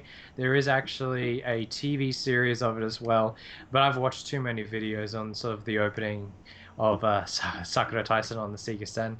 I'm basically wondering if I should get both games on Saturn because I'd be able to play them easy, but then I could get 1 and 2 on the PSP. I could also play that easier, and I reckon that'd be an awesome game to have on the go as well. So yeah, I think PSP might be the way to go. Yeah, I wasn't even aware that there was a PSP title except for Saturn and Dreamcast until Mario brought it up. But I have one in my collection now, and hopefully I'll get around to it soon. But Valkyria Chronicles 3 will go first. All right, so those were the entries by Nadav. Very obscure for the most part. Very obscure indeed. Let's move on to Femtrooper. She mentions, I wish Sailor Moon, Another Story for the Super Famicom was released in English for the SNES. Now she also mentioned, I've played a little bit of it on a ROM, but it just didn't feel the same. I would love to see it as a digital download on, or even on Virtual Console, or even a release on the 3DS since Sailor Moon Crystal is on. Maybe there's more Sailor Moon hype. A girl can dream. Just from the get-go, I know about the name Sailor Moon. I have not watched it. I have no idea what's it about, and I realize that it's more aimed towards women, especially teenage girls, maybe. But I was unaware that there was a Super Famicom game for it, which, wait for it, Paige mentioned this already. There is a fully playable patch for this SNES Sailor Moon game available, so you can play it in English, you just have to ROM it. Yeah, I don't know, listeners. Any other Sailor Moon fans out there? Greg, are you a Sailor Moon fan? Hey, it wasn't just girls, error.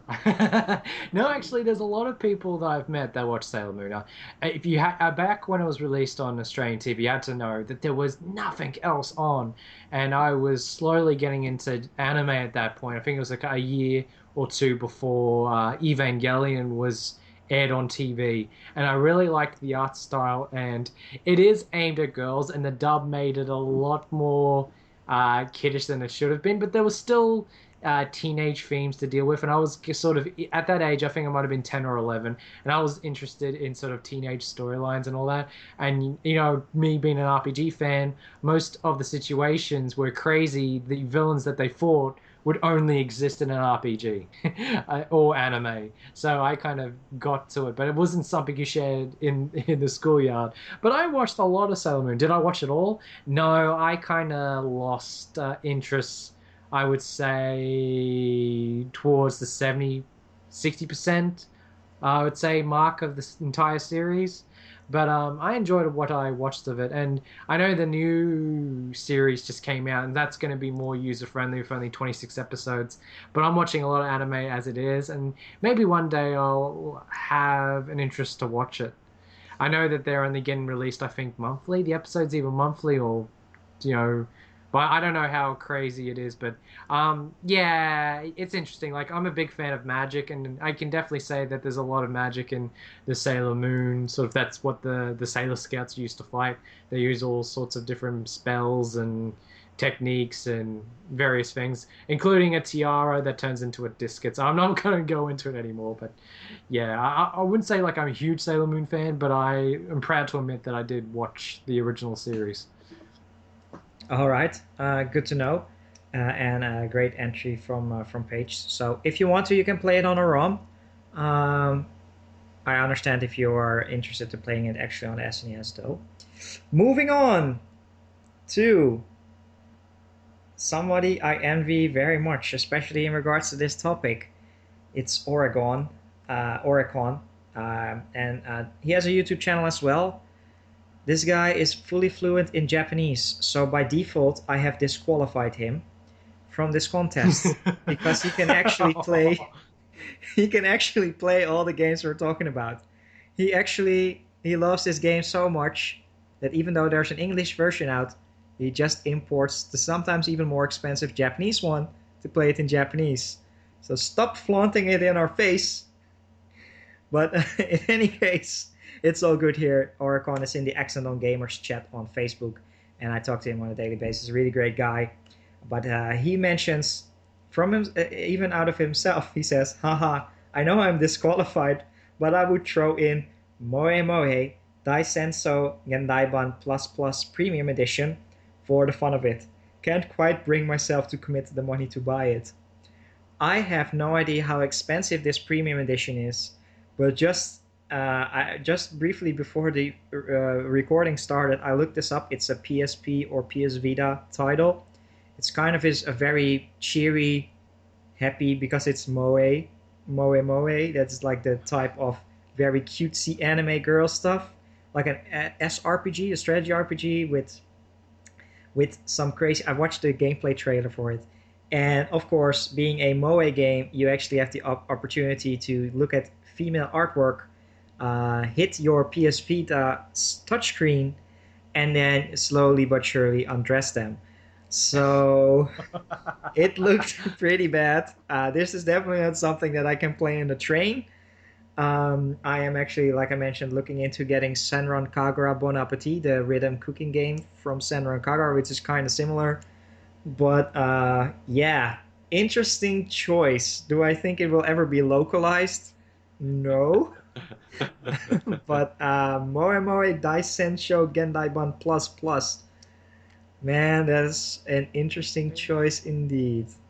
Hey man, there'd be a great demand for Moe Moe Daisenso Gendaiban. I can't say that with a straight face. Nah, man, really cool.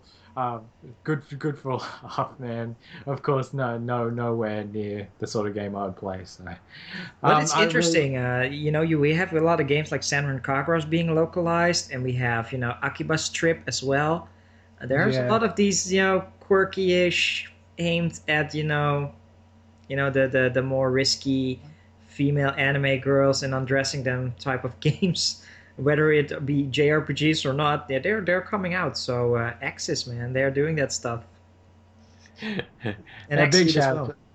Big shout out, or was it Oricon? Because he comments on my videos sometimes. I actually never really talked to him, but he seems like a really interesting guy. So.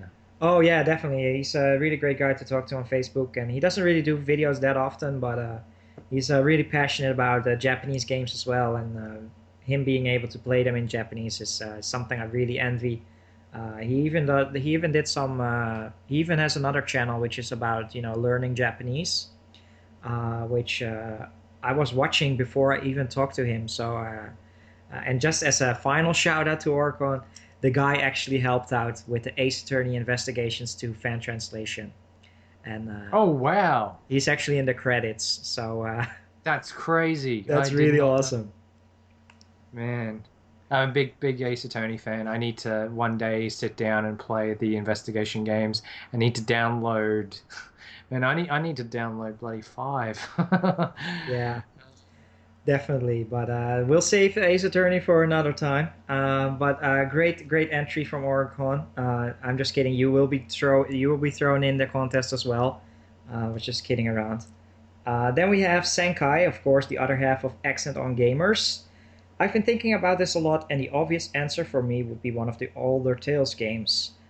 Just as a reminder, all the main Tales games, not counting which version came out on which platform, but every main entry of the Tales series can be enjoyed in English except for Tales of Destiny 2 and Tales of Rebirth both on Yeah. PS2. But maybe Senkai was referring to maybe some sort of version like Fantasia on the PSP that's never been translated, which is... But okay. Um, he actually mentions, but to be honest, I am really hyped for the new Shining Resonance, and it would be fantastic if that game would be localized. Shining Resonance was of course recently announced at TGS. I am not into the Shining series, but it looks really nice, kind of Tales-ish as well, like Tales action RPG. But I'm sure Greg can enlighten us more about Shining Resonance. Um, I think I've already mentioned this before. I've kind of cut my ties with the Shining series in Yeah, order for me to regain that love for Sega. Because anytime I think about what's happened to the Shining Force community, it really puts me in a bad mood. So I'm not really reluctant to talk about any of the new Shining games. I mean, even though sadly I think Shining Blade and Shining Arc look like really fun Valkyria Chronicles X games, but just because of how that whole blow up, I know I should be the bigger man and forgive, but man, I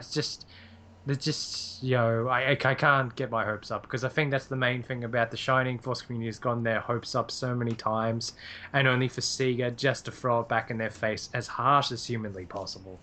And I think right now they know that it's a series that they would have a struggle. Like if they were to bring out any new Shining games, it would have to be marketed to a new audience. It really have to. They cannot depend on the Shining Force community after everything they've done to them. So, yeah. yeah, And as we're talking about Atlas, and that might be a game that Atlas might consider doing, but I really have to consider it like I consider the Final Fantasy series. I've had my era of Final Fantasy games that I absolutely love, and recently those Final Fantasy games are not for me. It's kind of the same thing with the Shining series. I had this great decade in the 90s where I absolutely loved the series, and the games they make nowadays are not the same. yeah. I should try and treat it as something different, but I won't get into it anymore. I mean, it looks okay, but I don't think I'll end up playing it. All right. Understandable. We'll wait and see what happens with it. But thanks again, Sankai, for that. And Yeah. yeah, I know you're a big Tales fan, and hopefully Destiny 2 and Rebirth will be playable for you as well. Uh, I will say I think Rebirth looks amazing, and the protagonist looks interesting. And because I've played Tales of Grace as F, I don't want to go too much because it's kind of a spoiler, a bit of an Easter egg, but that was really cool considering the Rebirth sort of Easter egg in that game. But I looked at Rebirth and it looks like the coolest of the 2D Tales games for me. So hopefully one day we'll get to play it. I think there is a complete English video playthrough on YouTube, so that's there for yeah, anyone that's that's true. interested. Yeah, that's true. And just wanted to mention, like Senkai, he actually is. He mentioned recently that he has a PS3 that is able to play Tales of Vesperia, which has gotten a fan translation. Like That's pretty cool. Vesperia on a PS3 has a fan translation, like 100%. You need to mod your PS3 for it, which I'm not gonna do, but that's one game I want to play. Vesperia on the PS3. I should have included it on my list because you can technically play it on Xbox 360. I've left it out, but the PS3 version is a lot better. Yeah, I've heard that too. But enjoy that, Senkai, if you get around to it. All right, we have three more. Cheers, Senkai. Yeah, definitely. So we have three more entries here. One is Doom Waves, another great YouTuber from another gaming podcast. He mentions Etrian Odyssey Untold 2. Very excited for it. Yeah, we already touched upon this. It's not out yet in Japan. It's coming out very soon. I think in this instance it's kind of firing the gun a bit too early, because Yeah. even though I reckon they will announce it, it's just, they're just delaying it. But on a different, unrelated note, just want to wish Chance a happy birthday. Happened recently. Me too. Happy birthday indeed to Chance. He was yesterday, November 5th. So if you're listening to this, again, congratulations. And Chance doesn't know about this yet, but I really hope that he actually got his gift that I sent him to me, that I sent to him in the mail. I don't even know if he realizes it's for me, but we'll see that in a YouTube video. But Chance, thanks for listening and happy birthday. May you add many, many more.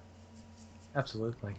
All right, so moving on to Paul Kenna, which is Pookie2 on YouTube, Pookie2 or PookieK2. He is a big fan of Fire Emblem, and his entry is Fire Emblem 1 on the Famicom. Now, allow me to give you some good news. We have, of course, Fire Emblem Shadow Dragon on the DS, which is a complete remake of the original Fire Emblem 1. However, if you're really clamoring for your original Fire Emblem 1 Famicom in English, it's out there, it's patched, and you can enjoy the hardcore difficulty of Fire Emblem 1 on your emulator. You have to be careful though, because depending on the ROM you have, depending on the device you play it on, it really can mess up if it's on PSP. Like, it'll turn into a glitchy mess. So be careful. That's all I'm going to say. All right, that's it. That's Paul. Then we have Al Caffrey. He mentions Ni no Kuni for the DS, and that is a great one. I have to say that, yes, I at some point would like to play the DS version with its whole touch controls. However, having played the PS3 version last year, which I thought was a good game, it could have been improved a little bit in terms of gameplay, but it was a great game nonetheless. It has satiated some of that clamoring for the DS version. The story is pretty similar. The PS3 version even moves on besides that. And the only reason for me to play it would be, to check out the gameplay.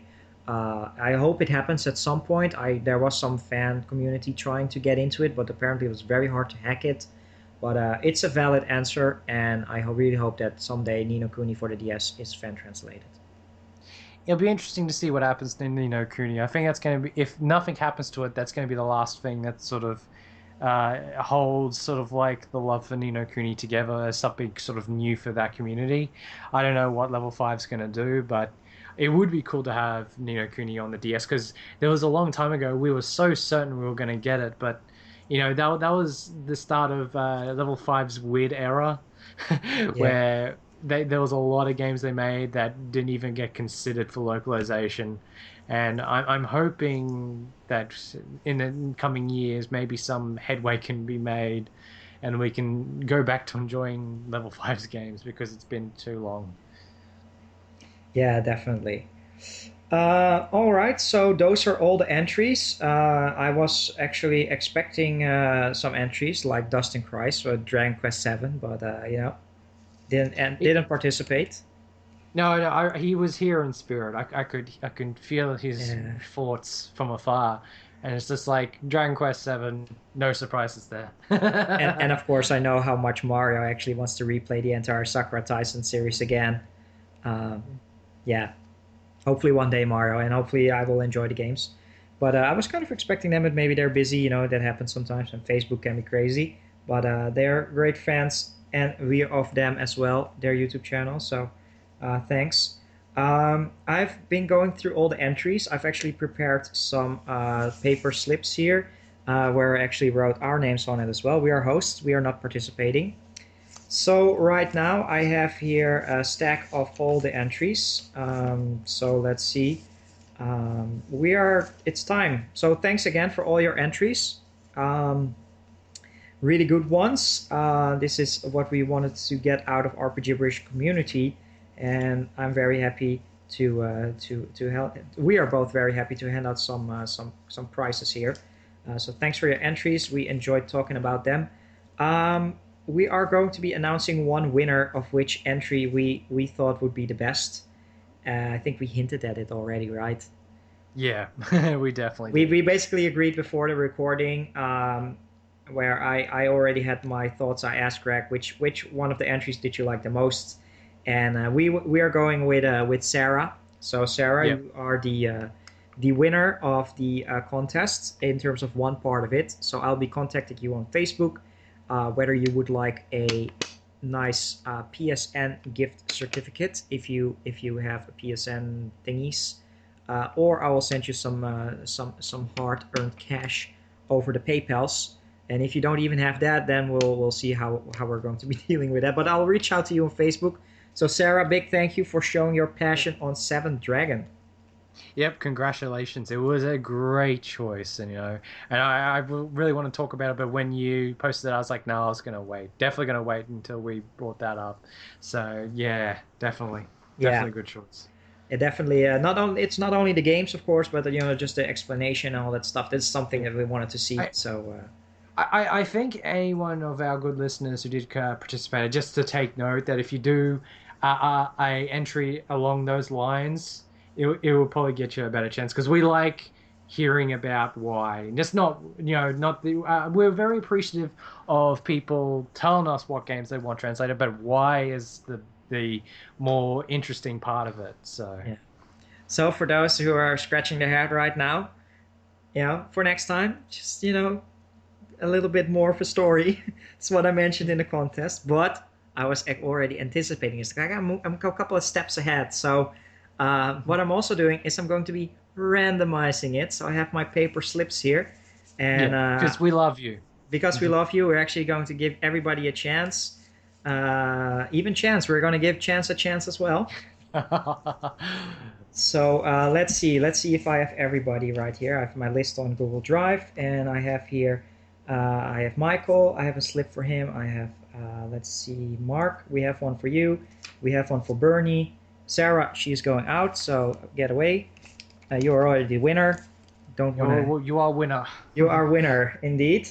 Nadafi is over here. We have Fem Trooper, we have Orcon, we have Zenkai, we have Chance, we have Paul, here as well, and then we have L as well. Yeah, we have those.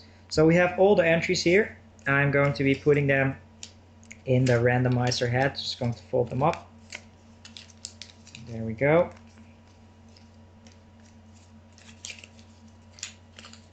I like the fact you can hear it. Oh, really? It picks it up. Yeah, I have some paper slips. I didn't want to use like a randomizing thing on YouTube or on Google or something. So see, people, you can trust him. You can definitely trust him.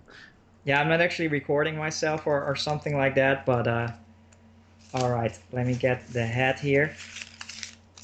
Put it all in here. So I'm not going to be pulling out one because that's a cop-out thing. I'm going to be re-rolling the result until all my tries have run out. So the one that I'm going to be naming off first, you're not the winner, you're actually the first loser. So we're going to wait until only one remains, Battle Royale style. And first up, we have here, I rolled these stats. Social Link +3. That's the entry for Senkai. You are first loser. So yeah, no prize for you, Senkai. But we still think you're a winner, Senkai. Yeah, you're still a winner, though. You're still a winner. Next up, we have here Fem Trooper. You get transformation. I rolled transformation stats +60 for being a Sailor Moon fan. No winner for you as well. In the end, you're still winner. I blame the Negaforce. Definitely. All right, I have here the third inner. I rolled HP +100. It's Doom Waves. So, third loser. But you're still winner. All right, moving us on here. We have on the fourth spot, we have language skills plus 999. Guess who that is? It's Oricon. So you were not disqualified, but you didn't win either. Go enjoy your Japanese games, man. All right, we have here. It's Bernie. It's outdated gamer. Speed plus 80. I rolled those stats. I didn't like those as well, so we're going to be continuing on re-rolling. Great Sega Gaga entry though. A couple of left. I think we have 4 or 5 left. Next up is Paul Kenna. Strength plus 75 for your Fire Emblem sword. No winner here as well. Let's see. I think I have about 3 left. Close to the end. So next up is Brawling plus 90. That's Mark Verhoek for his Yakuza entry. And then it's getting down the wire. There's 2 left. I think, who else on the list? So second to last is Al Caffrey, Mana plus 50. You're probably the most disappointed one because you're the last loser. I apologize. Because there's 1 left. Who's left? Of course. It's Michael. Holy crap. Michael is the actual winner. Interesting. This was the first one we read, but he is the last one to get pulled out of the hat. So, and this all went legit, people. I just went through it. So, but Michael, we're not paying favoritism, but you're a great friend on here. It's interesting. But I will be contacting you pretty soon on the Facebooks. You're getting your PSN stuff or PayPaling it to you. So there we have the randomized winner for bringing up actually 4 games. I don't know, should we disqualify him for making too many entries? I think, in all fairness for the community, I think the next contest, disqualify the winners, and then for the following contest, they can come back in. Yes, that is an interesting idea. I agree with that. It's because it encourages people to, I mean, you all had wonderful entries and we don't want to dishearten you from doing it again because we definitely want to hear from you again. Definitely. So everyone, next contest we have, come back, do your best and you may get chosen. Yeah, definitely. We will definitely hopefully have some contests in the future as well. So it's always fun to do. But I think it's a good idea too. The winners, so we have Sarah and we have Michael. They are the winners for this contest. I will be contacting you soon. And then for the next contest, we'll hash out the details. But it might actually be a good idea, unless the prize is very awesome, to actually exclude Sarah and Michael from winning the contest. Not participating, but winning it.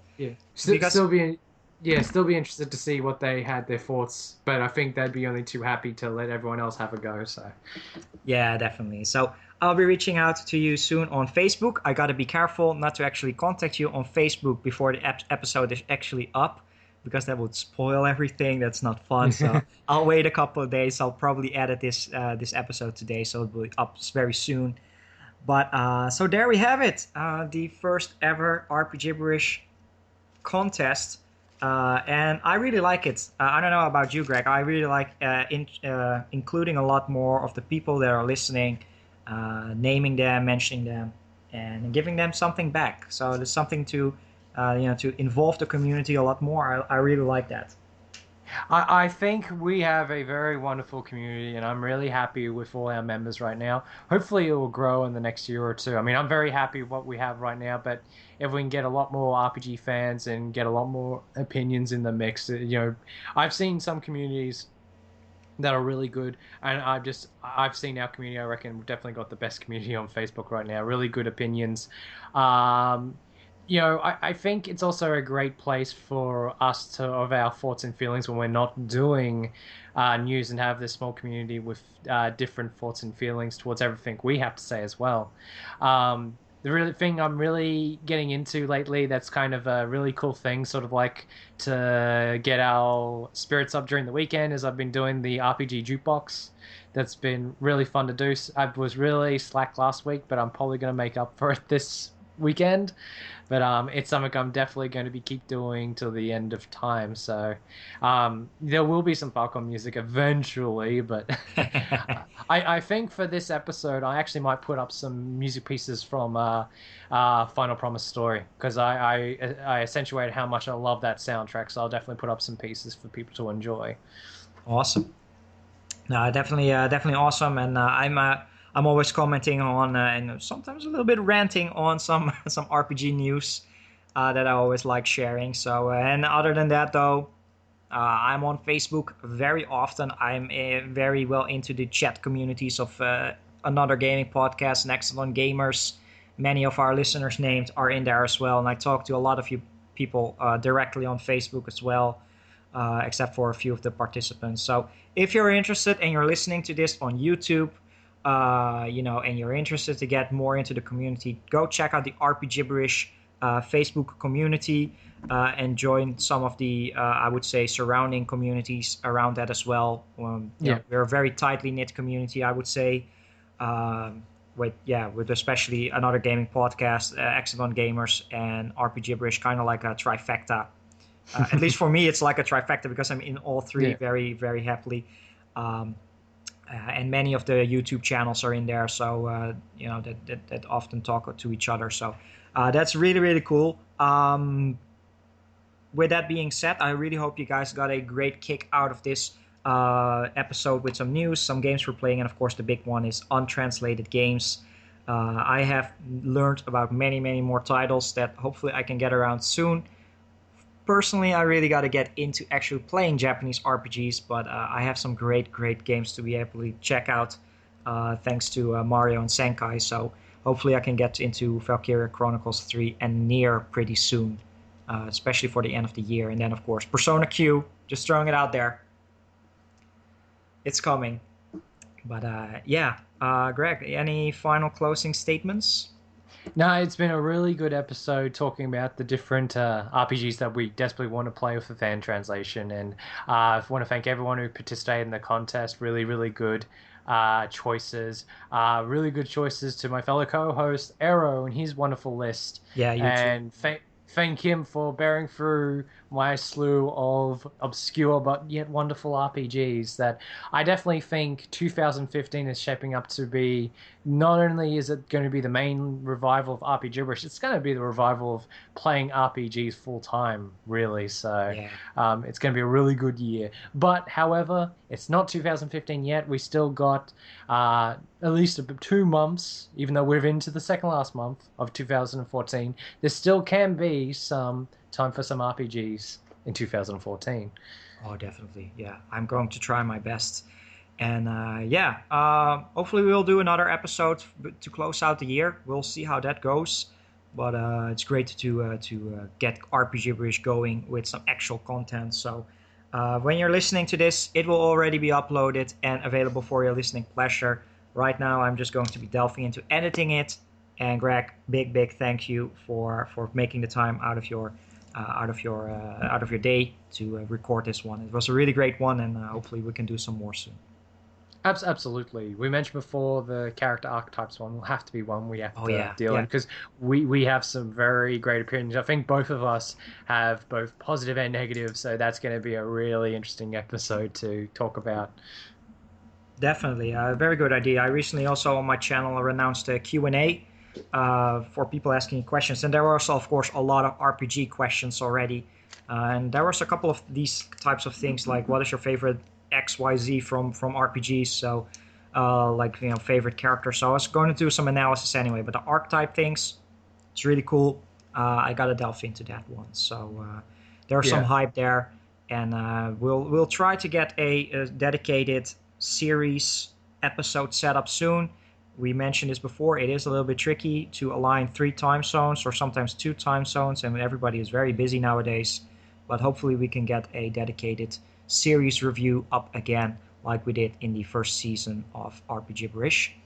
But stick around for that, and in the meantime, join the community, get talking about JRPGs that you've been playing and enjoying, and we'll go from there. So thank you guys for listening, and for me personally, Arrow out. Want to round it out, Greg? And I want to say to everyone, thank you very much for listening to this wonderful episode about fan translations. Definitely give us your thoughts on the episode. You enjoyed it. Is there any last minute fan translations that you forgot and want to quickly mention? We'd be more than happy to talk about it on our Facebook fan page. So definitely go there and type in RP Gibberish with 2 B's. So with that in mind, I just wish to say thank you for listening, everyone, and fare thee well.